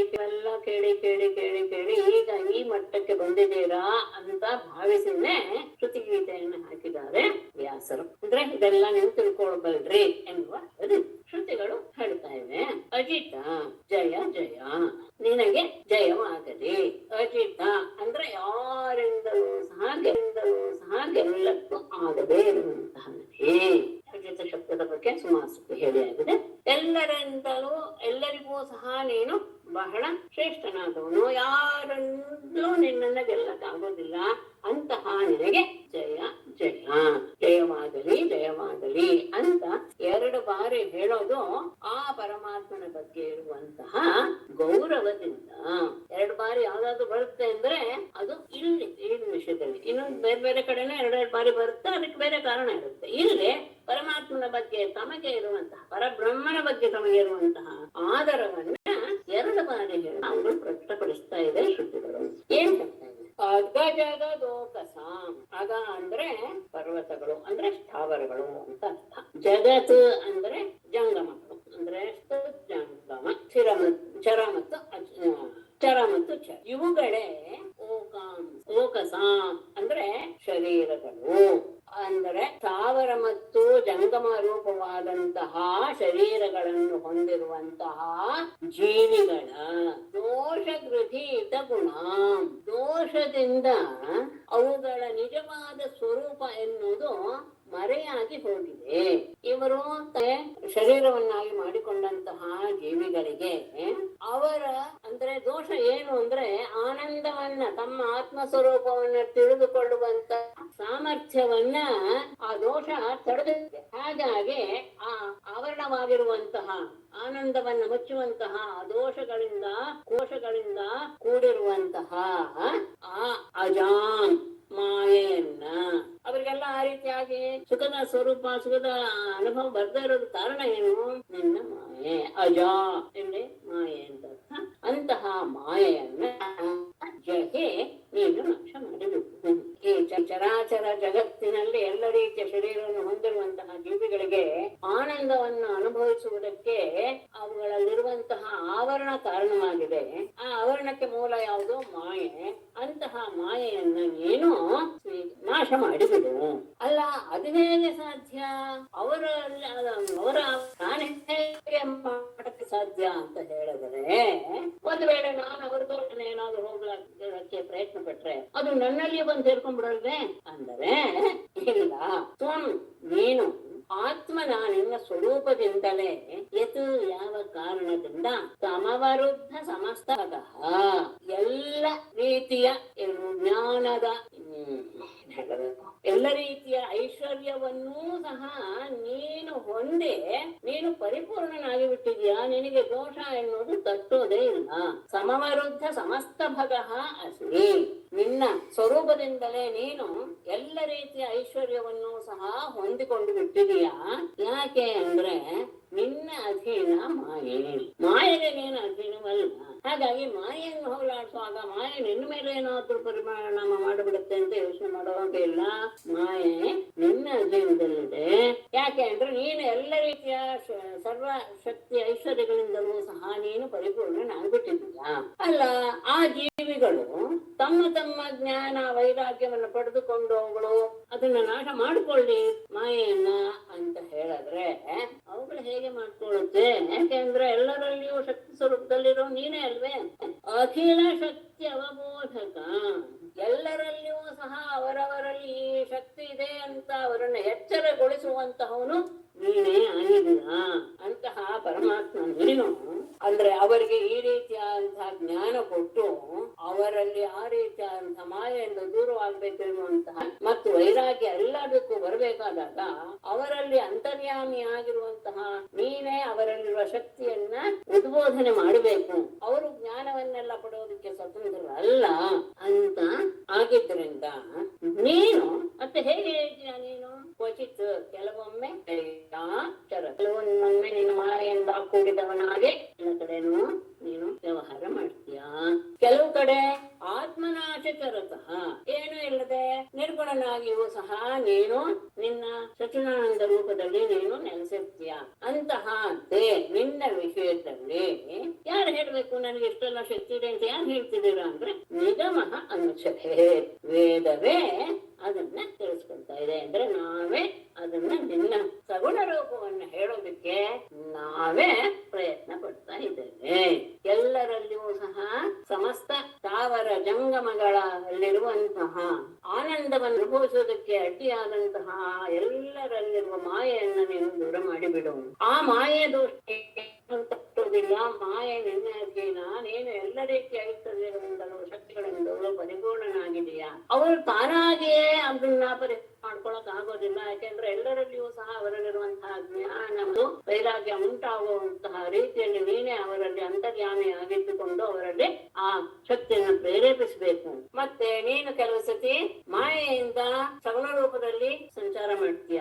ಕೆಲವೊಮ್ಮೆ ನೀನು ಸತ್ಯಾನಂದ ರೂಪದಲ್ಲಿಯೇ ನೀನು ನೆಲೆಗೊಂಡು ಬಿಟ್ಟಿರ್ತೀಯ. ಅಂತಹ ನಿನ್ನನ್ನು ನಾವು ಸಗುಣ ರೂಪದಲ್ಲಿ, ಯಾಕಂದ್ರೆ ಪರಿಹಾರ ಮಾಡಬೇಕು ಅಂದ್ರೆ ಸಗುಣ ರೂಪದಲ್ಲಿ ಆಗಬೇಕು. ಅಂತಹ ನಿನ್ನನ್ನು ನಾವು ನಿಗಮಃ ವೇದವಾದ ನಾವು ಅನುಸರೇತ ಅದನ್ನ ಸ್ವಲ್ಪ ಹೇಳೋದಕ್ಕೆ ಪ್ರಯತ್ನ ಪಡ್ತೇವೆ. ಅಂದ್ರೆ ಈ ರೀತಿಯಾಗಿ ನಿನ್ನನ್ನ ಸೃಷ್ಟಿಸು ಅಂದ್ರೆ ನೀನು ಈ ರೀತಿಯಾಗಿ ಮಾಡು, ನೀನು ಹೇಗಿದೆಯಾ ಅಂತ ನಾವು ನಿನ್ನನ್ನ ಸ್ತುತಿಸ್ತೇವೆ. ಇದಕ್ಕೆ ಸಮಾನವಾದಂತಹ ಶ್ಲೋಕ ಬಹಳ ಸುಲಭವಾಗಿ ತಗೊಂಡಿದ್ದಾರೆ. ಗಮನಿಸಿ, ನಾ ಇಷ್ಟೆಲ್ಲ ಹೇಳಿದ್ದನ್ನ ಅವರು ಬಹಳ ಇದರಾಗಿ ತಗೊಂಡಿದ್ದಾರೆ. ಮತ್ತೆ ಅಷ್ಟೇ ಅಲ್ಲ, ಇಲ್ಲಿ ಒಂದು ವಿಶೇಷವಾಗಿ ಹೇಳಿದ್ದಾರೆ. ಶ್ರುತಿಗಳು ಹೀಗೆ ಹೇಳಿವೆ, ಹೌದು, ಆದ್ರೆ ಶ್ರುತಿವಾಕ್ಯ ಯಾವುದು ಅಂದರೆ ಆ ಶ್ರುತಿವಾಕ್ಯವನ್ನು ಸಹ ಕೊಟ್ಟಿದ್ದಾರೆ. ಯತೋ ವಾ ಇಮಾನಿ ಭೂತಾನಿ ಜಾಯಂತೆ ಯೋ ಬ್ರಹ್ಮಾಣಂ ವಿದದಾತಿ ಪೂರ್ವಂ ಯೋ ವೈ ವೇದಾಶ್ಚ ಪ್ರಹಿಣೋತಿ ತಸ್ಮೈ ತಂ ದೇವಂ ಆತ್ಮಬುದ್ಧಿ ಪ್ರಕಾಶಂ ಮುಮುಕ್ಷು ವೈ ಶರಣಮಹಂ ಪ್ರಪದ್ಯೆ. ಇದೆಲ್ಲವೂ ಸಹ ಶ್ರುತಿಯ ವಾಕ್ಯಗಳು. ಯ ಆತ್ಮನ ತಿಷ್ಟನ್ ಸತ್ಯಜ್ಞಾನಮಾನಂತಂ ಬ್ರಹ್ಮ ಅಂದ್ರೆ ಆತನ ಸತ್ಯನಾನಂದ ಸ್ವರೂಪ ಯಾವುದು ಅನ್ನುವಂತಹ ಶ್ರುತಿವಾಕ್ಯ, ಆತ ಸಗುಣನಾಗಿರುವಂತಹ ಯಾವುದು ಶ್ರುತಿವಾಕ್ಯ, ಎಲ್ಲವನ್ನು ತಗೊಂಡಿದ್ದಾರೆ. ಯಹ ಸರ್ವಜ್ಞ ಸಹ ಸರ್ವವಿತ್ ಇದನ್ನೆಲ್ಲ ತಗೊಂಡು ಒಂದು ಶ್ರುತಿ ಹೇಗೆ ಹೇಳಿದೆ ಅದರಿಂದ ನಾವು ಶ್ರುತಿ ವಾಕ್ಯವನ್ನು ಕೊಟ್ಟು ಶ್ರುತಿಗಳು ಸ್ತುತಿಸುವಂತಹ ಶ್ಲೋಕವನ್ನು ಕೊಟ್ಟು ಶ್ರೀಧರಿಯರು ಹೇಳಿರುವಂತಹ ಶ್ಲೋಕ ಹೇಳ್ತೀನಿ, ಕೇಳ್ಕೊಳ್ಳಿ.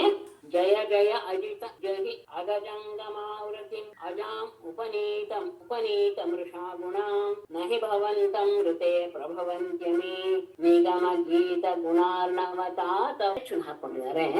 ಜಯ ಜಯ ಅಜಿತ ಜಹಿ ಆಗ ಜಂಗಮ ಆವೃತಿಂ ಅಜಾಂ ಸ್ಥಾವರ ಮತ್ತು ಜಂಗಮವನ್ನ ಆವರಿಸಿಕೊಂಡಿರುವಂತಹ ಪ್ರಕೃತಿ ಮಾಯೆಯನ್ನ ಎಂಥದ್ದು ಉಪನೀತ ಮೃಷಾ ಗುಣ, ಅದರಲ್ಲಿ ಬರೀ ದೋಷವೇ ತುಂಬಿಕೊಂಡ್ಬಿಟ್ಟಿದೆ ಮಾಯೆಯಿಂದ ಇವರಲ್ಲೆಲ್ಲ ಅಂತಹ ದೋಷದಿಂದ ತುಂಬಿದಂತಹ ಆ ಅನುಭವಕ್ಕೆ ದೋಷವನ್ನ ಮಾಡ್ತಾ ಇರುವಂತಹ ಅಥವಾ ದೋಷವನ್ನ ಪ್ರಕಟಪಡಿಸ್ತಾ ಇರುವಂತಹ ಆ ಜೀವಿಗಳಲ್ಲಿರುವ ಮಾಯೆಯನ್ನು ದೂರ ಮಾಡು. ಅವರೇ ಮಾಡ್ಕೊಳ್ಳಿ ಅಂತ ಆಗಲ್ಲ. ನಹಿ ಭವಂತಂ ಮೃತೆ ಪ್ರಭವಂತಿ ಅಮಿ, ನಿನ್ನನ್ನ ಬಿಟ್ಟು ಸ್ವತಂತ್ರವಾಗಿ ಇವರು ಯಾರೂ ಸಹ ಸಮರ್ಥರಾಗೋದಿಲ್ಲ ತಮ್ಮ ಮಾಯೆಯನ್ನು ದೂರ ಮಾಡ್ಕೊಳ್ಳೋದಕ್ಕೆ. ಯಾಕೆ? ಇದು ಹೇಗೆ ಗೊತ್ತಾಗಿದೆ? ನಿಗಮ ಗೀತ ಗುಣಾರ್ಣವತ ಶ್ರುತಿಯಿಂದ ಹೇಳಲ್ಪಟ್ಟಂತಹ ಗುಣಗಳ ಸಮುದ್ರವನ್ನೇ ಹೊಂದಿವೆ ಅಂತಹ ನೀನು ನಿನ್ನಿಂದ ಮಾತ್ರ ಅವರ ಆ ಜ್ಞಾನ ಮತ್ತು ವೈರಾಗ್ಯ ಬರಕ್ಕೆ ಸಾಧ್ಯ. ನೀನು ಅವರಲ್ಲಿರುವಂತಹ ಅವರಿಗೆ ಈಗ ನಿನ್ನ ಮಾಯಾಶಕ್ತಿಯನ್ನ ಆವರಣವಾಗಿ ಇಟ್ಟಿದೆಯಲ್ಲ ಅದನ್ನ ಹೋಗಲಾಡಿಸಿ ಬಿಡು ಅಂತ ಹೇಳುವ ಶ್ಲೋಕ ಇನ್ನೊಮ್ಮೆ ಓದ್ತೀನಿ ಹೇಳಿ. ಜಯ ಜಯ ಅಜಿತ ಜಹಿ ಅಜಂಗಮಾವೃತಿಂ ಅಜಾಂ ಉಪನೀತ ಮೃಷಾ ಗುಣಾಂ, ಮೃಷಾ ಅಂದ್ರೆ ದೋಷ, ನಹಿ ಭವಂತಂ ಋತೆ ಪ್ರಭವಂತಿ ಅಮಿ ನಿಗಮ ಗೀತ ಗುಣಾರ್ಣವತ ಅಂತ ಹೇಳಿ ಮುಂದುವರಿಸ್ತಾ, ಹೇಗೆ ನನ್ನನ್ನು ನೀವು ಸೂಚಿಸೋದಕ್ಕೆ ಸಾಧ್ಯ? ಯಾಕೆ ಅಂದ್ರೆ ಜಂಗಮಗಳಿಗೆ ಸ್ಥಾವರಗಳಿಗೆಲ್ಲ ರಾಜ ಯಾರು ಅಂತ ಹೇಳಿದ್ರೆ ಇಂದ್ರ, ಕೆಲವಕ್ಕೆಲ್ಲ ಅಗ್ನಿ, ಹೀಗೆ ದಿಕ್ಪಾಲಕರೆಲ್ಲರೂ ಇದ್ದಾರೆ. ಹಾಗಿರುವಾಗ ಆ ಅಗ್ನಿಗಳು ದೇವಾದಿ ದೇವತೆಗಳನ್ನೆಲ್ಲ ಬಿಟ್ಟು ಅವರುಗಳು ಇದನ್ನೆಲ್ಲ ಹೇಳಬೇಕೇ ಹೊರತು ಅಂದ್ರೆ ಅವರು ಈ ವಿಷಯವನ್ನು ನೋಡ್ಕೊಳ್ಬೇಕೇ ಹೊರತು ನನ್ನ ಬಗ್ಗೆ ಹೇಗೆ ಅಂದರೆ ಇಲ್ಲ, ಅವರೆಲ್ಲರೂ ಸಹ ನೀನೇ ಸಮರ್ಥ ಅಂತ ತಿಳ್ಕೊಂಡಿದ್ದಾರೆ. ಯಾರು ಈಗ ಹೇಳಿದಂತಹ ಯಾವ್ಯಾರು ಏನೇನ್ ಮಾಡ್ತಾರೆ ಶಕ್ತಿ ನೀನೇ ಕೊಟ್ಟಿರೋದು ಅವರಿಗೆ. ಅವರೆಲ್ಲರೂ ನಿನ್ನನ್ನೇ ಪರಬ್ರಹ್ಮ ನೀನೇ ಬೃಹದುಪಲಬ್ಧಮೇ ತದವಯಂತ್ಯವಶೇಷತೆಯ ಯತ ಉದಯಾಸ್ತಮಯೋ ವಿಕೃತೆ ಮುದಿವಾ ವಿಕೃತಾತ್ ಅತ ಋಷಯೋ ದದುಸ್ತ್ವಯಿ ಮನೋ ವಚನಾಚರಿತಂ ಕಥಂ ಅಯಥಾ ಭವಂತಿ ಭುವಿ ದತ್ತಪದಾನಿ ನೃಣಾಂ ಏತತ್ ಉಪಲಬ್ಧಂ ಅವಶೇಷತೆಯ ಬೃಹತ್ ಅವಯಂತಿ ಯತಃ ಉದಯಾಸ್ತಮಯೋ ಅವಿಕೃತಾತ್ ವಿಕೃತೇಃ ಮೃತಿ ವಾ. ಇಲ್ಲಿ ವಾ ಎನ್ನುವಂಥದ್ದು ಇವ ಎನ್ನುವ ಅರ್ಥದಲ್ಲಿ ಬಳಸಿರುವಂತಹ ಅವ್ಯಯ. ಅತಃ ಋಷಯಃ ತ್ವಯಿ ಮನೋವಚನಾಚರಿತಂ ನೃಣಾಂ ದತ್ತಪದಾನಿ ಭುವಿ ಕಥಂ ಅಯಥಾ ಭವಂತಿ ಏತತ್ ಉಪಲಬ್ಧಂ ಅಂದ್ರೆ ಈಗ ನಮಗೆ ಕಾಣಿಸ್ತಾ ಇರುವಂತಹ ಇಂದ್ರಾದಿ ಎಲ್ಲರೂ ಸಹ ಅವಶೇಷತೆಯ ನಿನ್ನ ಅಂದ್ರೆ ಪರಬ್ರಹ್ಮನ ಅವಶೇಷದ ರೀತಿ ಬೃಹತ್ ಅವಯವೇ ಬ್ರಹ್ಮತ್ವವನ್ನ ಅವರು ತಿಳ್ಕೊಳ್ತಾರೆ. ಅಂದ್ರೆ ನೀ ನಮ್ಗೆ ಕಣ್ಣಿಗೆ ಕಾಣಿಸ್ತಾ ಇರುವಂತಹ ಯಾವುದೇ ಇದೆ ಪ್ರತಿಯೊಬ್ಬರೂ ಸಹ ಇಂದ್ರಾದಿ ದೇವತೆಗಳು ಸಹ ಭಾವಿಸ್ತಾರೆ. ಯಾಕೆ ಇಂದ್ರಿಯಗಳಿಗೆಲ್ಲ ಇದು ಇದ್ದಾರೆ, ಅಧಿಷ್ಠಾನ ದೇವತೆಗಳಿದ್ದಾರೆ. ಎಲ್ಲರಿಗೂ ಸಹ ಇಂದ್ರಿಯಗಳಿಗೆ ಉಪಲಬ್ಧವಾಗುವಂತಹ ಯಾವುದೇ ಇರಲಿ ಅದನ್ನ ನಿನ್ನ ಅವಶೇಷ ಅಂದ್ರೆ ನಿನ್ನಿಂದಲೇ ಅದು ಉಳಿದಿದೆ ಅಂತ ಯಾವುದು ಅವಶೇಷ ಬ್ರಹ್ಮ ಮಾತ್ರ. ಹಾಗಾಗಿ ಈ ಎಲ್ಲವೂ ಸಹ ನಮ್ಮ ಇಂದ್ರಿಯಗಳಿಗೆ ಕಾಣುವಂತಹ ಪ್ರಾಪ್ತವಾದಂತಹ ಕಣ್ಣು ನೋಡುವುದು, ಕೇಳುವುದು, ಅನುಭವಿಸುವುದು ಪ್ರತಿಯೊಂದು ಸಹ ಬ್ರಹ್ಮನ ಅವಶೇಷವೇ. ಯಾಕೆ ಅಂದ್ರೆ ಉಳಿಯೋದು ಯಾವುದು ಅಂದ್ರೆ ಬ್ರಹ್ಮ ಮಾತ್ರವಾದ್ದರಿಂದ ಬೃಹತ್ ಅವಶೇಷತೆಯ ಬೃಹತ್ ಅವಯಂತಿ. ಆಮೇಲೆ ಎಲ್ಲವೂ ಇಲ್ಲ ಇಲ್ಲ ಇಲ್ಲ ಅಂತ ಹೇಳಿದ್ಮೇಲೆ ಉಳಿಯೋದು ಯಾವುದು ಪರಬ್ರಹ್ಮ ಅಂತ ಬ್ರಹ್ಮ ಅಂತ ಎಲ್ಲರೂ ತಿಳ್ಕೊಂಡಿದ್ದಾರೆ. ಯಾಕೆ ಅಂದ್ರೆ ಯತಃ ಯಾವ ಆ ಬ್ರಹ್ಮನಿಂದ ಪರಬ್ರಹ್ಮನಿಂದ ಉದಯಾಸ್ತಮಯೋ ಎಲ್ಲರ ಉತ್ಪತ್ತಿ ಮತ್ತು ಲಯ ಎಲ್ಲವೂ ಆಗುತ್ತೆ. ಯಾಕೆ ಎಲ್ಲದಕ್ಕೂ ಉಪಾದಾನ ಕಾರಣ ಅವನೇ ಆದ್ದರಿಂದ. ಹಾಗಾದ್ರೆ ಅವನಿಂದ ಆಗುತ್ತೆ ವಿಕಾರಿ ಎಂದ್ರೆ ಅಲ್ಲ ಅವಿಕೃತ. ಅವನ ಯಾವ ರೀತಿಯ ವಿಕಾರವೂ ಇಲ್ಲ. ಯಾಕೆ ಅಂದ್ರೆ ವಿವರ್ತಾಧಿಷ್ಠಾನವಾದ್ದರಿಂದ, ಅಂದ್ರೆ ಹಾಗೆ ತೋರ್ತಾ ಇದೆ. ಆದ್ದರಿಂದ ಅವಿಕೃತಾತ್ ಬ್ರಹ್ಮಣಃ ಏವ ಉದಯಾಸ್ತಮಯೋ. ಹೇಗೆ ಅನ್ನೋದಕ್ಕೆ ದೃಷ್ಟಾಂತ ಕೊಡ್ತಾರೆ. ವಿಕೃತೇಹೇ ಮೃದಿ ವಿಕಾರವಾದಂತಹ ಘಟ, ಮಣ್ಣಿನ ವಿಕಾರ ಘಟ. ಆ ಘಟ ಹೋದ ಮೇಲೆ, ನಾಶವಾದ ಮೇಲೆ ಮೃದಿ ಹೇಗೆ ಮಣ್ಣಿನಾಗೆ ನಾಶವಾದ್ಮೇಲೆ ಏನಾಗುತ್ತೆ, ಅದು ಮಣ್ಣಿನ ರೂಪದಲ್ಲಿಯೇ ಇರುತ್ತೆ. ಕಾಣೋದಿಕ್ಕೆ ಘಟ ಆಗಿ ಘಟ ನಾಶವಾಯ್ತು ಅಂದ್ರೆ ಯಾವ ರೂಪವನ್ನು ಪಡೆಯುತ್ತೆ, ಮತ್ತೆ ತನ್ನ ಮೊದಲ ರೂಪವನ್ನೇ ಪಡೆಯುತ್ತೆ. ಹಾಗಾಗಿ ಉಳಿಯೋದು ಯಾವುದು ಬ್ರಹ್ಮ ಮಾತ್ರ. ಮತ್ತೆ ಆ ಬ್ರಹ್ಮ ಅವಿಕಾರ, ಆ ಅವಿಕಾರವಾದಂತಹ ಬ್ರಹ್ಮದಿಂದಲೇ ಉತ್ಪತ್ತಿ ನಾಶ ಎಲ್ಲವೂ ಆಗುತ್ತೆ. ಹಾಗಾದ್ದರಿಂದಲೇ ಆದ್ದರಿಂದಲೇ ಋಷಯ ಅಂದ್ರೆ ಮಂತ್ರವನ್ನ ಸಾಕ್ಷಾತ್ಕಾರ ಮಾಡಿಕೊಳ್ಳುವಂತಹ ಋಷಿಗಳು ನಿನ್ನಲ್ಲಿಯೇ ಮನೋವಚನಾಚರಿತಂ, ಮನಸ್ಸಿನಲ್ಲಿ ಮಾಡುವಂಥದ್ದು ಅಂದ್ರೆ ಕಾಯೇನ ವಾಚ ಮನಸ್ಸಿನಲ್ಲಿ ಮಾಡುವಂಥದ್ದು, ಮಾತಿನಿಂದ ತಿಳಿಸುವಂಥದ್ದು ಎಲ್ಲವನ್ನೂ ಸಹ ತಾತ್ಪರ್ಯ ಅಂತ ಇಟ್ಕೊಂಡು ಅದಕ್ಕೆ ಏನಂತ ಇಟ್ಟಿದ್ದಾರೆ, ಈ ಇಂದ್ರಿಯಗಳಿಗೆ ಈ ದೇವತೆಗಳು ಅಂತ ವ್ಯವಸ್ಥೆ ಮಾಡಿದ್ದಾರೆ ಹೊರತು ಅವ್ರ ಹೆಸರು ಕೊಟ್ಟಿರೋದು ಮನೋವಚನಾಚರಿತಂ. ಮನಸ್ಸಿಗೆ ಆ ತಾತ್ಪರ್ಯ ಉಂಟು ಮಾಡುವಂತಹ ಶಬ್ದದಿಂದ ತಿಳಿಸುವಂಥದ್ದನ್ನ ಅವರು ದದುಪು ನಿರ್ಣಯಿಸಿದರು. ಉದಾಹರಣೆ ದೃಷ್ಟಾಂತ ಹೇಳ್ತಾರೆ. ಮನುಷ್ಯರಿಗೆ ದತ್ತಪದಾನೆ, ಹೆಜ್ಜೆಯನ್ನ ಇಟ್ಟಾಗ ಜೀವಿಗಳು ಎಲ್ಲ ಹೆಜ್ಜೆ ಇಟ್ಟರೂ ಸಹ ಭೂಮಿಯಲ್ಲಿಯೇ ಆಗತ್ತೆ. ಕಥಂ ಅಯಥಾ ಭವಂತಿ, ಅದು ಬಿಟ್ಟು ಬೇರೆ ಆಗೋದಕ್ಕೆ ಸಾಧ್ಯವೇ? ಅಲ್ಲೇ ಕಾಲಿಡ್ಲಿ ಭೂಮಿ ಮೇಲೆ, ಅಂದ್ರೆ ಭೂಮಿಯಲ್ಲಿರುವಂತಹ ಅನೇಕ ವಸ್ತು ಅಂತ ಇಟ್ಕೊಳ್ಳೋಣ. ಅನೇಕ ವಸ್ತು ಯಾವುದು, ಇಟ್ಟಿಗೆ ಆಗ್ಬೋದು, ಕಲ್ಲಾಗ್ಬೋದು, ಯಾವುದೇ ಇಟ್ಟರು ಸಹ ಅದು ಭೂಮಿ ಅಂತಾನೆ ಆಗತ್ತೆ ಹೊತ್ತು ಈ ಹೆಜ್ಜೆ ಇರುವಂತಹ ಜಾಗ ಬೇರೆ ಅಂತ ಆಗೋದೇ ಇಲ್ಲ. ಹಾಗೆಯೇ ಇಂದ್ರ ಅಗ್ನಿ ಅಂತ ಏನೇ ವೇದಗಳು ಯಾರನ್ನೇ ಕರೀಲಿ, ಪರಮಾರ್ಥದಲ್ಲಿ ಅವರೆಲ್ಲರೂ ಸಹ ಬ್ರಹ್ಮವೇ ಹೊರತು ಬೇರೆ ಅಲ್ಲ. ಇಂದ್ರಿಯಗಳಿಗೆ ಉಪಲಬ್ಧವಾಗುವಂತಹ ಎಲ್ಲವೂ ಸಹ ಬ್ರಹ್ಮ ಅಂತಾನೆ ಪ್ರತಿಯೊಬ್ಬರು ತಿಳಿದಿದ್ದಾರೆ. ಏಕೆ ಅಂತ ಉಳಿಯೋದೇನು ಕೊನೆಯಲ್ಲಿ ಬ್ರಹ್ಮ ಮಾತ್ರ. ಆದರೆ ಆ ಬ್ರಹ್ಮದಿಂದಲೇ ಉತ್ಪತ್ತಿ ವಿನಾಶಗಳೆಲ್ಲವೂ ಆಗತ್ತೆ.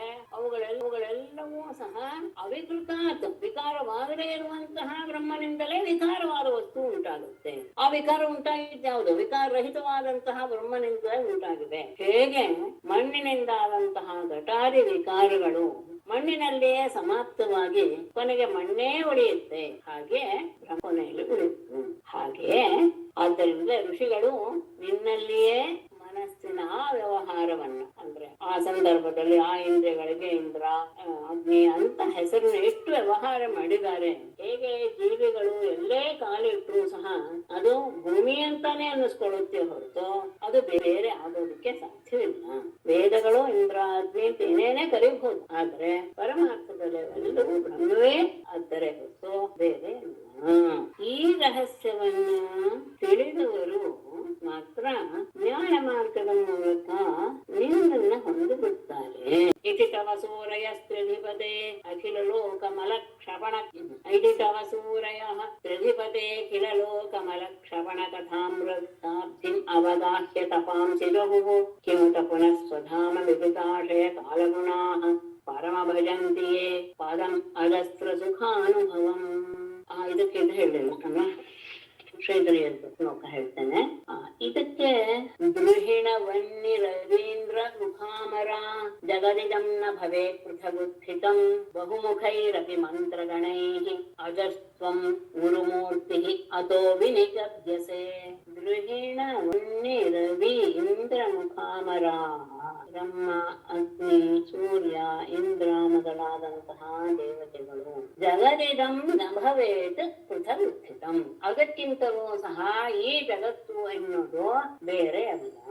ಬಹುಮುಖೈಹಿ ಅಪಿ ಮಂತ್ರಗಣೈಹಿ, ಅನೇಕ ರೀತಿಯ ಮಂತ್ರಗಳ ಸಮೂಹಗಳಿಂದಲೂ ಸಹ, ಅಂದ್ರೆ ಅನೇಕ ಮಂತ್ರಗಳಿರ್ಬೋದು, ಅದೆಲ್ಲವೂ ಸಹ ಅಜಃ ತ್ವಂ ಗುರುಮೂರ್ತಿ ಅಥೋ ವಿನಿಗದ್ಯಸೆ, ಎಲ್ಲ ಯಾವುದನ್ನೇ ಸ್ತುತಿಯನ್ನು ಮಾಡುವುದು ಸಹ, ಅಂದ್ರೆ ಇವರೆಲ್ಲರನ್ನು ಪರಿಣಾಮವನ್ನು ಇವರು ಯಾರನ್ನೇ ಸ್ತುತಿ ಮಾಡಿದ್ರು ಸಹ ಆ ಮಂತ್ರಗಳು ಅವರವರನ್ನ ಅಂತ ನಮಗೆ ಅನ್ನಿಸ್ಬೋದು, ಆದ್ರೆ ಅಂತತ್ವ ವಿಚಾರ ಮಾಡಿದ್ರು ಸಹ ಮಂತ್ರೇ ಎಲ್ಲ ಕೃತಿಗಳಿಂದ ಗೋಚರವಾಗುವಂಥವನು ಎನ್ನುವುದು ಋಷಿಮುನಿಗಳು ದೃಢ ಮಾಡಿಕೊಂಡು ಬಿಟ್ಟಿದ್ದಾರೆ. ಪ್ರಜಿಪತೆ ಮೇಡಮ್ ಕೇಳಿಸ್ತಾ ಕೇಳಿಸ್ಲಿಲ್ಲ ಮೇಡಮ್. ಮೇಡಮ್ ಕೇಳಿಸ್ಲಿಲ್ಲ. ಏನಾಗ್ತಾ ಇದೆ? ಅಧಿಪತೆ ಅಂತ ಹೇಳಿದ್ರು. ಅನ್ವಯ ಹೇಳೋದ? ಅಧಿಪತೆ ಅಂತ ಸರಿ. ಪ್ರಜಿಪತೆ ಇತಿ ಸೂರಯಃ ತವ ಅಖಿಲ ಲೋಕಮಲಕ್ಷಪಣ ಕಥಾಮೃತಾಬ್ಧಿಂ ಅವಗಾಹ್ಯ ತಪಾಂಸಿ ಜಹು ಯೇ ಪುನಃ ಸ್ವಧಾಮ ವಿಧುತಾಶಯ ಕಾಲಗುಣಾಃ ಪರಮ ಅಜಸ್ರ ಸುಖಾನುಭವಂ ಪದಂ ಭಜಂತೆ ಕಿಮುತ. ತ್ರಿಧಿಪತೆ, ಮೂರು ಲೋಕಕ್ಕೂ ಒಡೆಯನಾದ ಪರಮಾತ್ಮನೇ. ಇತಿ ಅಂದ್ರೆ ಹೀಗೆ, ಹೀಗೆ ಅಂದ್ರೆ ನೀನೇ ಒಬ್ಬನೇ ಇರೋದು ಅಂತ. ಆದ್ದರಿಂದ ಪರಮಾತ್ಮ ನೀನೊಬ್ಬನೇ. ಆದ್ದರಿಂದ ಸೂರಯ ಪಂಡಿತರು ಅಖಿಲ ಲೋಕ ಮಲ ಕ್ಷಪಣ ಕಥಾಮೃತಾಬ್ಧಿಂ, ಎಲ್ಲ ಪಾಪಗಳನ್ನು ಹೋಗಲಾಡಿಸುವಂತಹ ನಿನ್ನ ಕಥಾಮೃತಗಳಲ್ಲಿ ಅವಗಾಹ್ಯ ಹುಡುಗಿ ತಪಾಂಸಿ ತಮ್ಮ ತಾಪಗಳನ್ನೆಲ್ಲ ಅಥವಾ ಪಾಪಗಳನ್ನೆಲ್ಲ ಜಗುಹು ಬಿಟ್ಟು ಮೇಲೆ ಹೇಳಿದ ರೀತಿಯಲ್ಲಿ ಯಾವುದೇ ವಸ್ತುವನ್ನ ವರ್ಣಿಸಲಿ ವೇದಗಳು, ಕೊನೆಯಲ್ಲಿ ಅದೆಲ್ಲವೂ ನಿನ್ನಲ್ಲಿಯೇ ಕೊನೆಗೊಳ್ಳುತ್ತವೆ. ಈ ರೀತಿಯಾಗಿ ಪರಮಾರ್ಥ ಎನ್ನುವನು ನೀನೇ. ಆದ್ದರಿಂದ ಮತ್ತೆ ಪ್ರಧಿಪತೆ, ಮೂರು ಲೋಕಕ್ಕೂ ಒಡೆಯ ಒಂದು, ಇನ್ನೊಂದು ಮೂರು ಗುಣಗಳಾದಂತಹ ಸತ್ವರಜ ಸ್ತಂಭಗಳಿಗೂ ಸಹ ಒಡೆಯನಾದಂತಹ ನೀನು, ಒಡೆಯನಾದವನೇ ಸಂಬೋಧನೆ. ಎಲ್ಲ ಪಾಪಗಳನ್ನು ಹೋಗಲಾಡಿಸುವಂಥದ್ದು ಯಾವುದು? ನಿನ್ನ ಕಥೆಯ ಅಮೃತ. ಆ ಅಮೃತ ಎನ್ನುವಂಥದ್ದು ಒಂದು ಕಡಲು, ಅಂದ್ರೆ ಸಮುದ್ರ. ಆ ಸಮುದ್ರದಲ್ಲೇ ವಿದ್ವಾಂಸರೆಲ್ಲ ಮುಳುಗಿ ತಮ್ಮ ಕಷ್ಟಗಳನ್ನ, ಪಾಪಗಳನ್ನೆಲ್ಲ, ದುಃಖಗಳನ್ನೆಲ್ಲ ಪರಿಹಾರ ಮಾಡಿಕೊಂಡು ಬಿಟ್ರು. ಹಾಗಿರುವಾಗ ಪುನಃ ಯಾರು ಸ್ವಧಾಮ ವಿಧುತ ಆಶಯ ಕಾಲಗುಣ, ಸ್ವಧಾಮ ತಮ್ಮ ಸ್ವರೂಪದ ಆವಿರ್ಭಾವದಿಂದಲೇ, ಅಂದ್ರೆ ತಮ್ಮ ಸ್ವರೂಪ ಏನು ಎನ್ನುವಂತಹ ಜ್ಞಾನ ಬಂದಿದ್ದರಿಂದಲೇ, ವಿಧುತ ಎಲ್ಲ ರೀತಿಯ ಹೋಗಲಾಡಿಸುವಂತಹ ಆಶಯ ಕಾಲಗುಣ, ಅಂದ್ರೆ ಮನಸ್ಸಿನಲ್ಲಿರುವಂತಹ ರಾಗ ದ್ವೇಷ ಮತ್ತೆ ಆ ಕಾಲಕ್ಕೆ ಬರುವಂತಹ ಮುಪ್ಪು ಇತ್ಯಾದಿ ಎಲ್ಲ ಗುಣಗಳನ್ನು ಸಹ ಪರಮಾತ್ಮನೇ ಅದನ್ನೆಲ್ಲ ಕಳೆದುಕೊಂಡು ಅಜಸ್ರ ಸುಖ ಅನುಭವಂ, ಅಖಂಡ ಆನಂದ ಸ್ವರೂಪವಾದಂತಹ ಪದಂ, ನಿನ್ನ ಸ್ವರೂಪವನ್ನ ಭಜಂತಿ ಆಧರಿಸ್ತಾರೋ ಕಿಮುತ. ಇನ್ನು ಅವರ ಬಗ್ಗೆ ಹೇಳೋದೇನಿದೆ? ನೀನೇ ಪರಮಾರ್ಥ, ಮತ್ತೆ ಈ ತ್ರಿಗುಣಾತ್ಮಕವಾದ ಮಾಯೆಗೂ ನೀನೇ ಒಡೆಯ. ಹಾಗೆ ತಿಳಿದುಕೊಂಡಂತಹವರು ಎಲ್ಲ ಪಾಪಗಳನ್ನು ಹೋಗಲಾಡಿಸುವಂತಹ ನಿನ್ನ ಕಥೆಯನ್ನ ಕೇಳ್ತಾ ಅಮೃತದ ಕಡಲಿನಲ್ಲಿ ಮುಳುಗಿ ಬಿಡ್ತಾರೆ.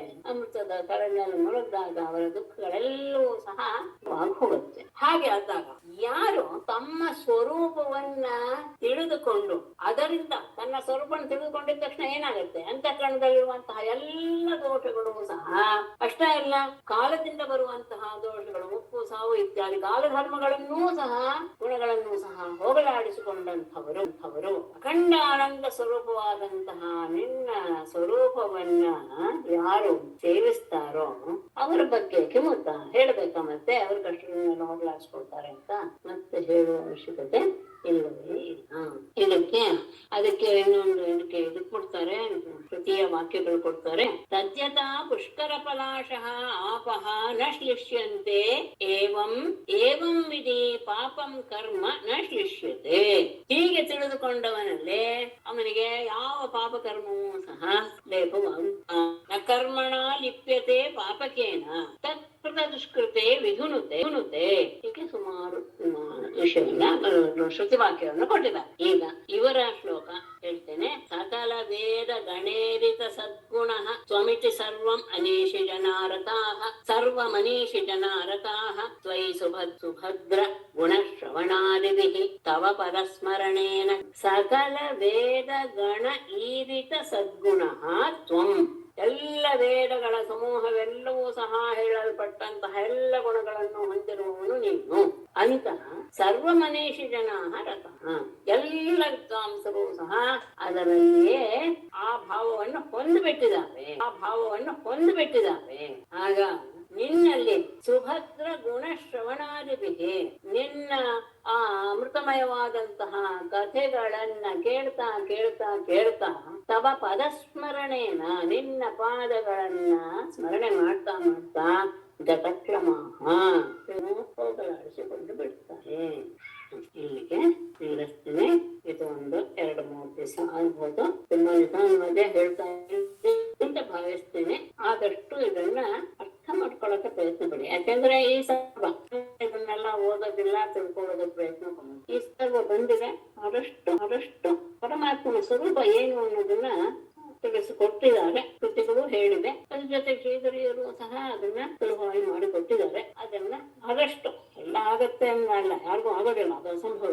ಒಂದಷ್ಟು ಮನಸ್ಸಿಗೆ ಆತನ ಸ್ವರೂಪವನ್ನು ಮನಸ್ಸಿಗೆ ತಂದುಕೊಳ್ಳುವುದಕ್ಕೆ ಸ್ವಲ್ಪ ಪ್ರಯತ್ನ ಪಡೆಯೋದು. ಕೇಳ್ತಾ ಆ ದಿಕ್ಕಿನಲ್ಲಿ ಧೈರ್ಯವಾಗಿ ಯೋಚನೆ ಮಾಡುತ್ತೆ. ಕೇಳ್ತಾ ಇದ್ದಾಗಲೇ ಅದರ ಆ ರೀತಿಯಾದಂತಹ ಭಾವ ನಮ್ಮಲ್ಲಿ ಬರುವುದು. ಧೃತಯೇವ ಸ್ವಸಂತ್ಯ ಸುಭೃತೋ ಯದಿತೇನು ವಿಧಾ ಮಹದಹಮಾದಯೋಂಡಂ ಅಸೃಜನ್ ಯದನುಗ್ರಹತಃ ಪುರುಷ ವಿಧೋನ್ಮಯೋತ್ರ ಚರಮೋನ್ನಮಯಾದಿಷು ಯಸ್ಸರಸತಃ ಪರಂ ತ್ವಂ ಅಥ ಯದೇಷು ಅವಶೇಷಂ ಋತಂ. ಇದು ಸ್ವಲ್ಪ ವಿಶೇಷವಾದಂತಹ ಛಂದಸ್ಸು. ಅದರಿಂದ ಸರಳವಾಗಿ ಉಳಿದದ್ದನ್ನೆಲ್ಲ ಹೇಳೋ ರೀತಿಯಲ್ಲಿ ಇದು ಬರಲ್ಲ. ನಿಲ್ಲಿಸ್ಬೇಕಾದ್ರೆ 7-10 ನಿಲ್ಲಿಸ್ಬೇಕು. 7-10 ನಮ್ಗೆ ಸಮಾಸ ಬಂದ್ಬಿಟ್ರೆ ಸ್ವಲ್ಪ ತೊಂದರೆ ಆಗುತ್ತೆ. ಅಸುಕೃತಃ ಯದಿ ತೇ ಅನುವಿಧಾಃ ಅನ್ಯೇ ಅಂತ ತಗೊಳ್ಬೇಕು. ಧೃತಯಃ ಇವ ಮಹದಹಮಾದಯಃ ಯದನುಗ್ರಹತಃ ಅಂಡಂ ಅಸೃಜನ್ ಪುರುಷವಿಧಃ ಅತ್ರ ಅನ್ನಮಯಾದಿಷು ಅನ್ನಮಯಃ ಮತ್ತೆ ಅನ್ನಮಯಾದಿಷು ತಗೊಳ್ತಿದ್ದೀನಿ. ಒಂದೇ ಕಡೆ ತಗೋಬಹುದು, ಅದರ 2 ಕಡೆ ತಗೊಂಡ್ರೆ ಒಳ್ಳೇದು. ಅನ್ನಮಯಾದಿಷು ಯಹ ಚರಮಃ ಸದಸತಃ ಪರಂ ತ್ವಂ ಅಥ ಯತ್ ಏಷು ಅವಶೇಷಂ ಋತಂ.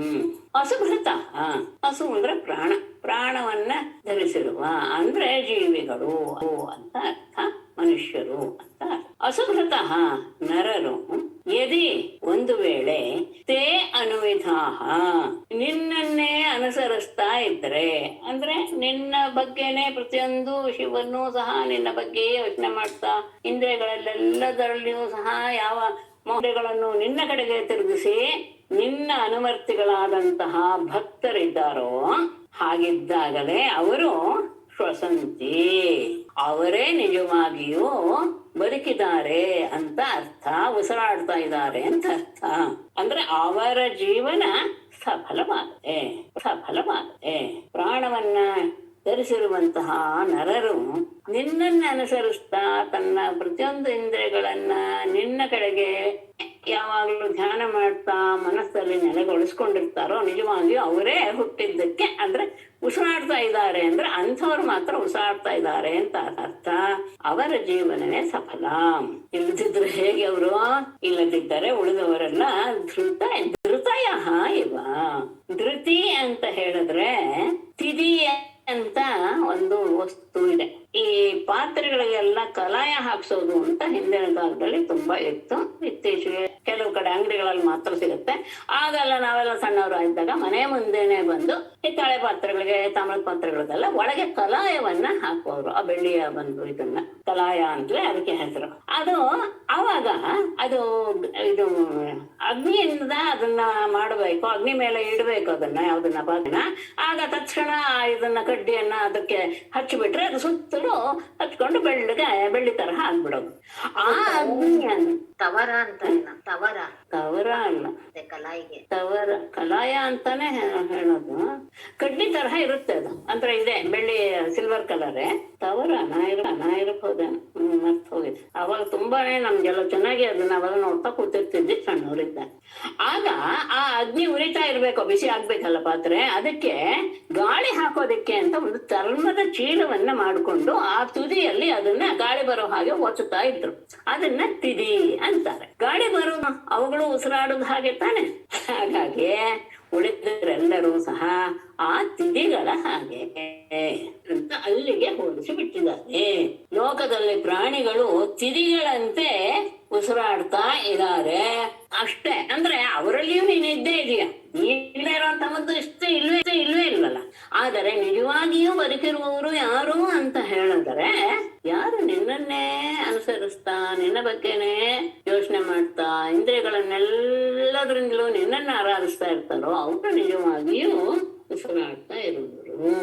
ಆದ್ರೆ ಇಲ್ಲೂ ಸಹ ಉಸಿರಾಟ ಎನ್ನುವಂಥದ್ದು ಕಾಣೋದ್ರಿಂದ ಇವರಲ್ಲಿಯೂ ಸಹ ಅಲ್ಲೂ ಸಹ ನಿನ್ನ ಪ್ರವೇಶ ಇದ್ದೇ ಇದೆ.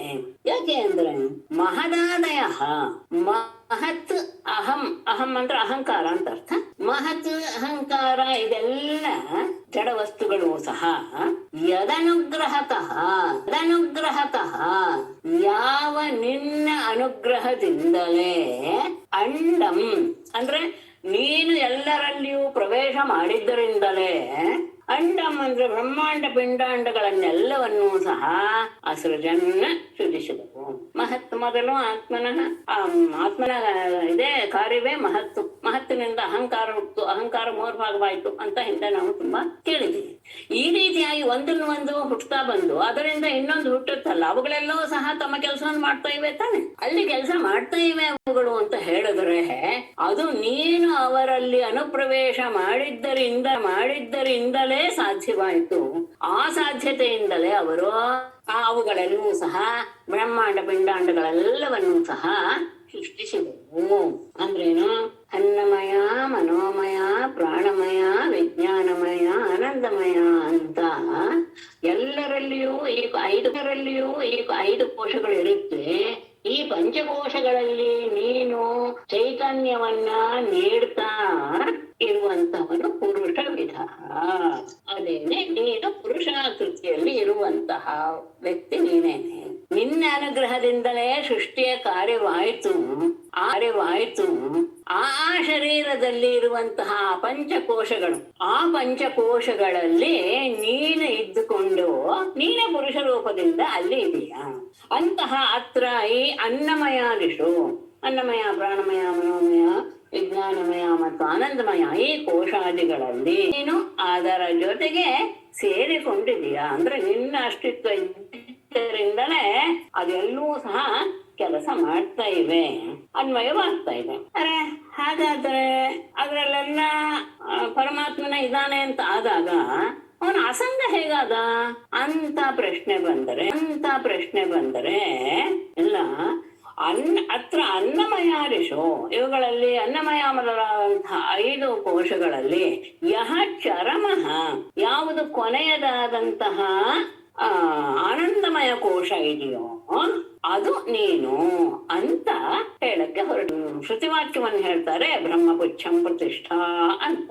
ಬ್ರಹ್ಮಪುಚ್ಛ ಅಂದ್ರೆ ಕೊನೆಯ ಬಾಲದ ತುದಿ, ಅಂದ್ರೆ ಆನಂದಮಯ ಕೋಶವೇ ನೀನು ಅಲ್ಲ. ಆದ್ರೂ ಅನ್ನಮಯಾದಿಶು ಅನ್ವಯವಾಗಿದೆ ಅಂತ ಹೇಳಿದ ತಕ್ಷಣ ಅಸಂಗ ಹೇಗೆ ಆದ? ಮತ್ತೆ ಸಂಘ ಸಹವಾಸ ಜೊತೆಗೆ ಸೇರ್ಬಿಟ್ನಲ್ಲ ಅವನು ಅಂತ ಮತ್ತೆ ಪ್ರಶ್ನೆ ಬಂದಾಗ ಹೇಳ್ತಾರೆ, ನೀನು ಸದಸತಃ ಪರಂ. ನೀನು ಈ ಕಾರ್ಯ ಕಾರಣಗಳಿಂದ ಎರಡರಿಂದಲೂ ಸಹ ನೀನು ಪರಂ, ಬೇರೆಯಾಗಿಯೇ ಇದೆಯಾ ಅಂದ್ರೆ ವ್ಯತಿರಿಕ್ತ ಅಂದ್ರೆ ಇದಕ್ಕಿಂತ ಬೇರೆಯಾಗಿದೆಯಾ ಅಂದ್ರೆ ಸಂಘ ಅನ್ನೋದು ಹೌದಾಯ್ತು ತಾನೆ. ಯಾಕೆ ಅಂದ್ರೆ ಅನ್ನಮಯಾದಿ ಕೋಶಗಳೆಲ್ಲೂ ಸಹ ಈಗ ಹೇಳಿದ ಹಾಗೇನೆ ಇರುವುದು ಒಂದೇ ಅಂತ ಆದಾಗ ಉಳಿದದ್ದೆಲ್ಲವೂ ಸಹ ಮಿಥ್ಯ, ಕಲ್ಪಿತವಾದಂತೆ ಇದೆಲ್ಲ ಮಿಥ್ಯ ಅಂತಾಯ್ತು. ಹಾಗಾಗಿ ನೀನು ಈ ಕಾರ್ಯಕಾರಣಗಳಿಗಿಂತ ಬೇರೆ ಆಗಿರುವಂತಹ ಅವನು ನೀನು ತ್ವಂ, ಆದರೆ ಪರಂ ಸಾಕ್ಷಿಭೂತವಾಗಿರುವಂಥವನು. ಆದ್ದರಿಂದಲೇ ಏಷು ಅವಶೇಷಂ, ಈ ಎಲ್ಲದರಲ್ಲಿಯೂ ಸಹ ಯಾವುದು ಉಳಿದುಕೊಂಡಿದೆಯೋ, ಉಳಿದುಕೊಂಡಿದೆ ಅಂದ್ರೆ ಏನರ್ಥ, ಯಾವ ನಾಶಕ್ಕೂ ಅದು ಒಳಗಾಗದೇ ಇರುತ್ತೋ ಉಳಿದುಕೊಂಡಿರುವುದು ಅದೇ ನಿಜವಾಗಿಯೂ ಋತಂ, ಅದೇ ಸತ್ಯ. ಅದು ಒಂದೇ ಸತ್ಯವೇ ಹೊರತು ಉಳಿದದ್ದು ಯಾವುದೂ ಸಹ ಸತ್ಯವಲ್ಲ. ಸತ್ಯ ಅಂದ್ರೆ ಏನು, ತ್ರಿಕಾಲಾಬಾಧವಾಗಿರಬೇಕು. ಅಂದ್ರೆ ಮೂರು ಕಾಲದಲ್ಲಿಯೂ ಸಹ ಒಂದೇ ರೀತಿಯಾಗಿ ಹೊಂದದೆ ಇರುವಂಥದ್ದು ಸತ್ಯ. ಈ ಎಲ್ಲದರಲ್ಲಿಯೂ ಸಹ ನೀನಿದೆಯಾ, ಆದರೆ ಅದೆಲ್ಲವೂ ಸಹ ವಿಕಾರ ಹೊಂದೋದು, ಆದ್ರೆ ಅದರಲ್ಲಿ ಯಾವುದೋ ಒಂದು ಉಳಿದೇ ಇದೆಯಲ್ಲ, ಯಾವುದೋ ಒಂದರಿಂದ ತಾನೇ ಇದೆಲ್ಲ ಕೆಲಸ ಆಗ್ತಾ ಇದೆ, ಅದು ಮಾತ್ರ ಸತ್ಯ. ಅವಶೇಷಂ ಏವ ಋತಂ, ಅದನ್ನೇ ಅಂದ್ರೆ ಈ ದೇಹದಲ್ಲಿರುವಂತಹ ಯಾವುದೂ ಸಹ ನೀನಲ್ಲ ಅಂತಾನೆ ಶ್ರುತಿ ಹೇಳ್ತಾ ಇವೆ. ಉಳಿಯೋದು ಯಾವುದೋ ಅದೇ ಅದೇ ಋತಂ. ಋತಂ ಅಂದ್ರೆ ಸತ್ಯ. ಅಂದ್ರೆ ಬದುಕಿರುವವರು ಅಂದ್ರೆ ಇಂಥವ್ರು ಮಾತ್ರ ನಿಜವಾಗಿ ಬದುಕಿರುವವರು, ಉಸಿರಾಡ್ತಾ ಇರೋರು ಅಂತ ಹೊರತು ಉಳಿದವರೆಲ್ಲ ತಿಥಿಗಳ ಹಾಕಿ. ಆದರೆ ಅವರ ಶರೀರಗಳಲ್ಲಿಯೂ ಸಹ ನಿನ್ನ ಅನುಪ್ರವೇಶ ಇದ್ದೇ ಇದೆ. ಮತ್ತೆ ಜಡ ವಸ್ತುಗಳೂ ಸಹ ಅಂದ್ರೆ ಮಹತ್ವ ಅಹಂಕಾರ ಇವೆಲ್ಲ ಜಡ ವಸ್ತುಗಳು, ಆದರೆ ಅವುಗಳೂ ಸಹ ನಿನ್ನ ಅನುಗ್ರಹದಿಂದಲೇ, ಅಂದ್ರೇನು, ನೀನು ಅವುಗಳಲ್ಲಿ ಪ್ರವೇಶ ಮಾಡಿದ್ದರಿಂದಲೇ ಅವುಗಳು ಬ್ರಹ್ಮಾಂಡ ಪಿಂಡಾಂಡಗಳನ್ನೆಲ್ಲ ಸೃಷ್ಟಿಸಿದೆ. ಅನ್ನಮಯಾದಿ ಪಂಚಕೋಶಗಳಲ್ಲಿದ್ದು ಅವುಗಳಿಗೆ ಚೈತನ್ಯವನ್ನು ನೀಡ್ತಾ ಪುರುಷಾಕೃತಿಯಲ್ಲಿರುವಂಥವನು ನೀನೇನೆ. ಅವುಗಳಲ್ಲಿ ನೀನು ಅನ್ವಯವಾಗೋದ್ರಿಂದ ಅಂದ್ರೆ ಸೇರ್ಕೊಳ್ಳೋದ್ರಿಂದ ಅಂದ್ರೆ ಇವೇ ನಾನು ಎನ್ನುವಂತಹ ಭಾವ ಬರುತ್ತೆ ಪ್ರತಿಯೊಬ್ಬ ವ್ಯಕ್ತಿಗೂ. ಅಭಿಮಾನವನ್ನು ತಾಳೋದ್ರಿಂದ ನಿನಗೇನೆ. ಆದರೆ ಅನ್ನಮಯಾದಿ ಕೋಶಗಳ ಕೊನೆಯಲ್ಲಿ ಹೇಳಿದೆಯಲ್ಲ, ಬ್ರಹ್ಮಪುಚ್ಛಂ ಪ್ರತಿಷ್ಠಾ, ಇದು ತೈತಿರಿಯಲ್ಲಿ ಬರುವಂತಹ ವಿಷಯ ಎಂಬ ವಾಕ್ಯದಿಂದ ಬರುವಂತಹ ಹೇಳುವಂತಹ ಅಲ್ಲಿ ಯಾವುದು ಬ್ರಹ್ಮ ಅಂದ್ರೆ ಅದರಲ್ಲಿ ಹೇಳಿ ಪ್ರತಿಪಾದ್ಯನಾದವನು ನೀನೇನೆ. ಯಾಕೆ, ಸತು ಅಸತು ಎನ್ನುವಂತಹ ಕಾರ್ಯ ಕಾರಣಗಳಿಗೆ ವ್ಯತಿರಿಕ್ತನಾಗಿ, ಆದರೆ ಇವುಗಳ ಎಲ್ಲ ಕೊನೆಯಲ್ಲಿ ಅಬಾಧ್ಯನಾಗಿ ಅಂದ್ರೆ ಯಾವ ಬಾಧೆಯೂ ಇಲ್ಲದೆ ಒಂದೇ ರೀತಿಯಲ್ಲಿ ಉಳಿದಂಥದ್ದು ಯಾವುದೋ ಅದೇನೆ ಸತ್ಯಂ, ಅದೇ ನೀನು. ಮೇಡಮ್, ಸದಸತ್ತಕ್ಕಿಂತ ಬೇರೆ ಅಲ್ಲಿ ಸದಸತ್ ಅಂದ್ರೆ ಕಾರಣ ಅಂದ್ರೆ ಅವನೇ ಅಲ್ಲ. ಗೊತ್ತಾಗಲಿಲ್ಲ. ಸದಸತ್ತಕ್ಕಿಂತ ಬ್ರಹ್ಮ ಬೇರೆ ಅಂತ. ಸದಸತಃ ಪರಂ. ಸದಸತಃ ಪರಂ. ಸತ್ ಅಂದ್ರೆ ಅಲ್ಲಿ ಜೀವಾತ್ಮ ಅಂತ ತಗೊಳ್ಬೇಕಾ, ಕಾರಣ ಕಾರ್ಯ. ಪ್ರಶ್ನೆ ಕೇಳಿ. ಸದಸತಃ ಪರಂ ಅಲ್ಲಿ ಸತಃ ಸತ್ ಅಂದ್ರೆ ಅಲ್ಲಿ ಕಾರಣ ತಾನೆ. ಕಾರಣ, ಹೌದು. ಕಾರಣ ಮತ್ತೆ ಬ್ರಹ್ಮ ಬೇರೆ ಬೇರೆ ಅಂತಾನ. ಹೌದು. ಇಲ್ಲಿ ಕಾರ್ಯಕಾರಣವನ್ನು ತಗೊಂಡಾಗ ಕಾರಣ ಮೊದಲು, ಆಮೇಲೆ ಕಾರ್ಯ. ಮಣ್ಣು ತಗೊಂಡಾಗ ಮಣ್ಣು ಕಾರಣ, ಘಟ ಅನ್ನೋದು ಕಾರ್ಯ. ಇದೆಲ್ಲಕ್ಕಿಂತಲೂ ಬೇರೆ ತಾನೆ ಇನ್ನೊಂದು ವಸ್ತು. ಸರಿ ಮೇಡಮ್. ಚರಮಃ ಅಂತ ಬಂತಲ್ಲ, ಅದು ಆನಂದಮಯ ಕೋಶ ಅಂತ ಅರ್ಥ. ಅನ್ನಮಯಾದಿಗಳಲ್ಲಿ ಯಾವುದು ಚರಮನೋ ಅದೇ ಅವನ ಇರುವಿಕೆ ಅಂತ ಹೇಳ್ತಾರೆ. ಒಂದು ಸ್ವಲ್ಪ ಇಲ್ಲಿ ಒಂದು ವೈಶಿಷ್ಟ್ಯ ಇದೆ, ಅದು ಹೇಳಕ್ಕೆ ಹೊರಟು ನಾನು. ಕೋಶ, ಪ್ರಾಣಮಯ, ಮನೋಮಯ ಎಲ್ಲ ತಗೊಳ್ತಾರೆ. ಅಂದ್ರೆ ಇದು ಹೌದಾ ಅಂತ ವಿಚಾರ ಮಾಡ್ತಾರೆ. ಇಲ್ಲ, ಪ್ರತಿಯೊಂದರಲ್ಲೂ ಸಹ ಅದು ಇಲ್ಲ, ಇದೆಲ್ಲೂ ನಾಶವಾಗತ್ತೆ ಅಂತಾನೆ ಹೇಳ್ತಾ ಕೊನೆಯವರೆಗೂ ಬಂದು ವಿಜ್ಞಾನಮಯ ಕೋಶವು ಅವನಲ್ಲ, ಪರಬ್ರಹ್ಮ ಅಲ್ಲ ಅಂತ ಅದೇ ತೈತರೀತಿಯಲ್ಲಿ ಚೆನ್ನಾಗಿ ತಗೊಂಡಿದ್ದಾರೆ. ಅದನ್ನ ನಿರಾಕರಣೆ ಮಾಡಿ ಹಾಗಾದ್ರೆ ಆನಂದಮಯ ಕೋಶ ಇರಬಹುದೇ ಅಂತ ಬಂದು ಅಲ್ಲಿ ಕೆಲವರು ಅದೇ ಹೌದು ಪರಮಾತ್ಮನ ಅಸ್ತಿತ್ವ ಅಂತ ಹೇಳ್ತಾರೆ. ಆನಂದಮಯ ಕೋಶವೂ ಸಹ ಶುದ್ಧ ಬ್ರಹ್ಮವಲ್ಲ, ಅದನ್ನೂ ಮೀರಿದ್ದು ಅಂತ ಅಲ್ಲಿ ಇನ್ನೊಂದು ವಸ್ತುವನ್ನು ತೋರಿಸ್ತಾರೆ. ಆನಂದಮಯ ಕೋಶವೂ ಸಹ ಏನಾಗಿದೆ ಅಂದ್ರೆ ಅದು ಅಜ್ಞಾನದಿಂದ ವ್ಯಾಪ್ತಿ ಕೂಡ್ಕೊಂಡೇ ಇದೆ.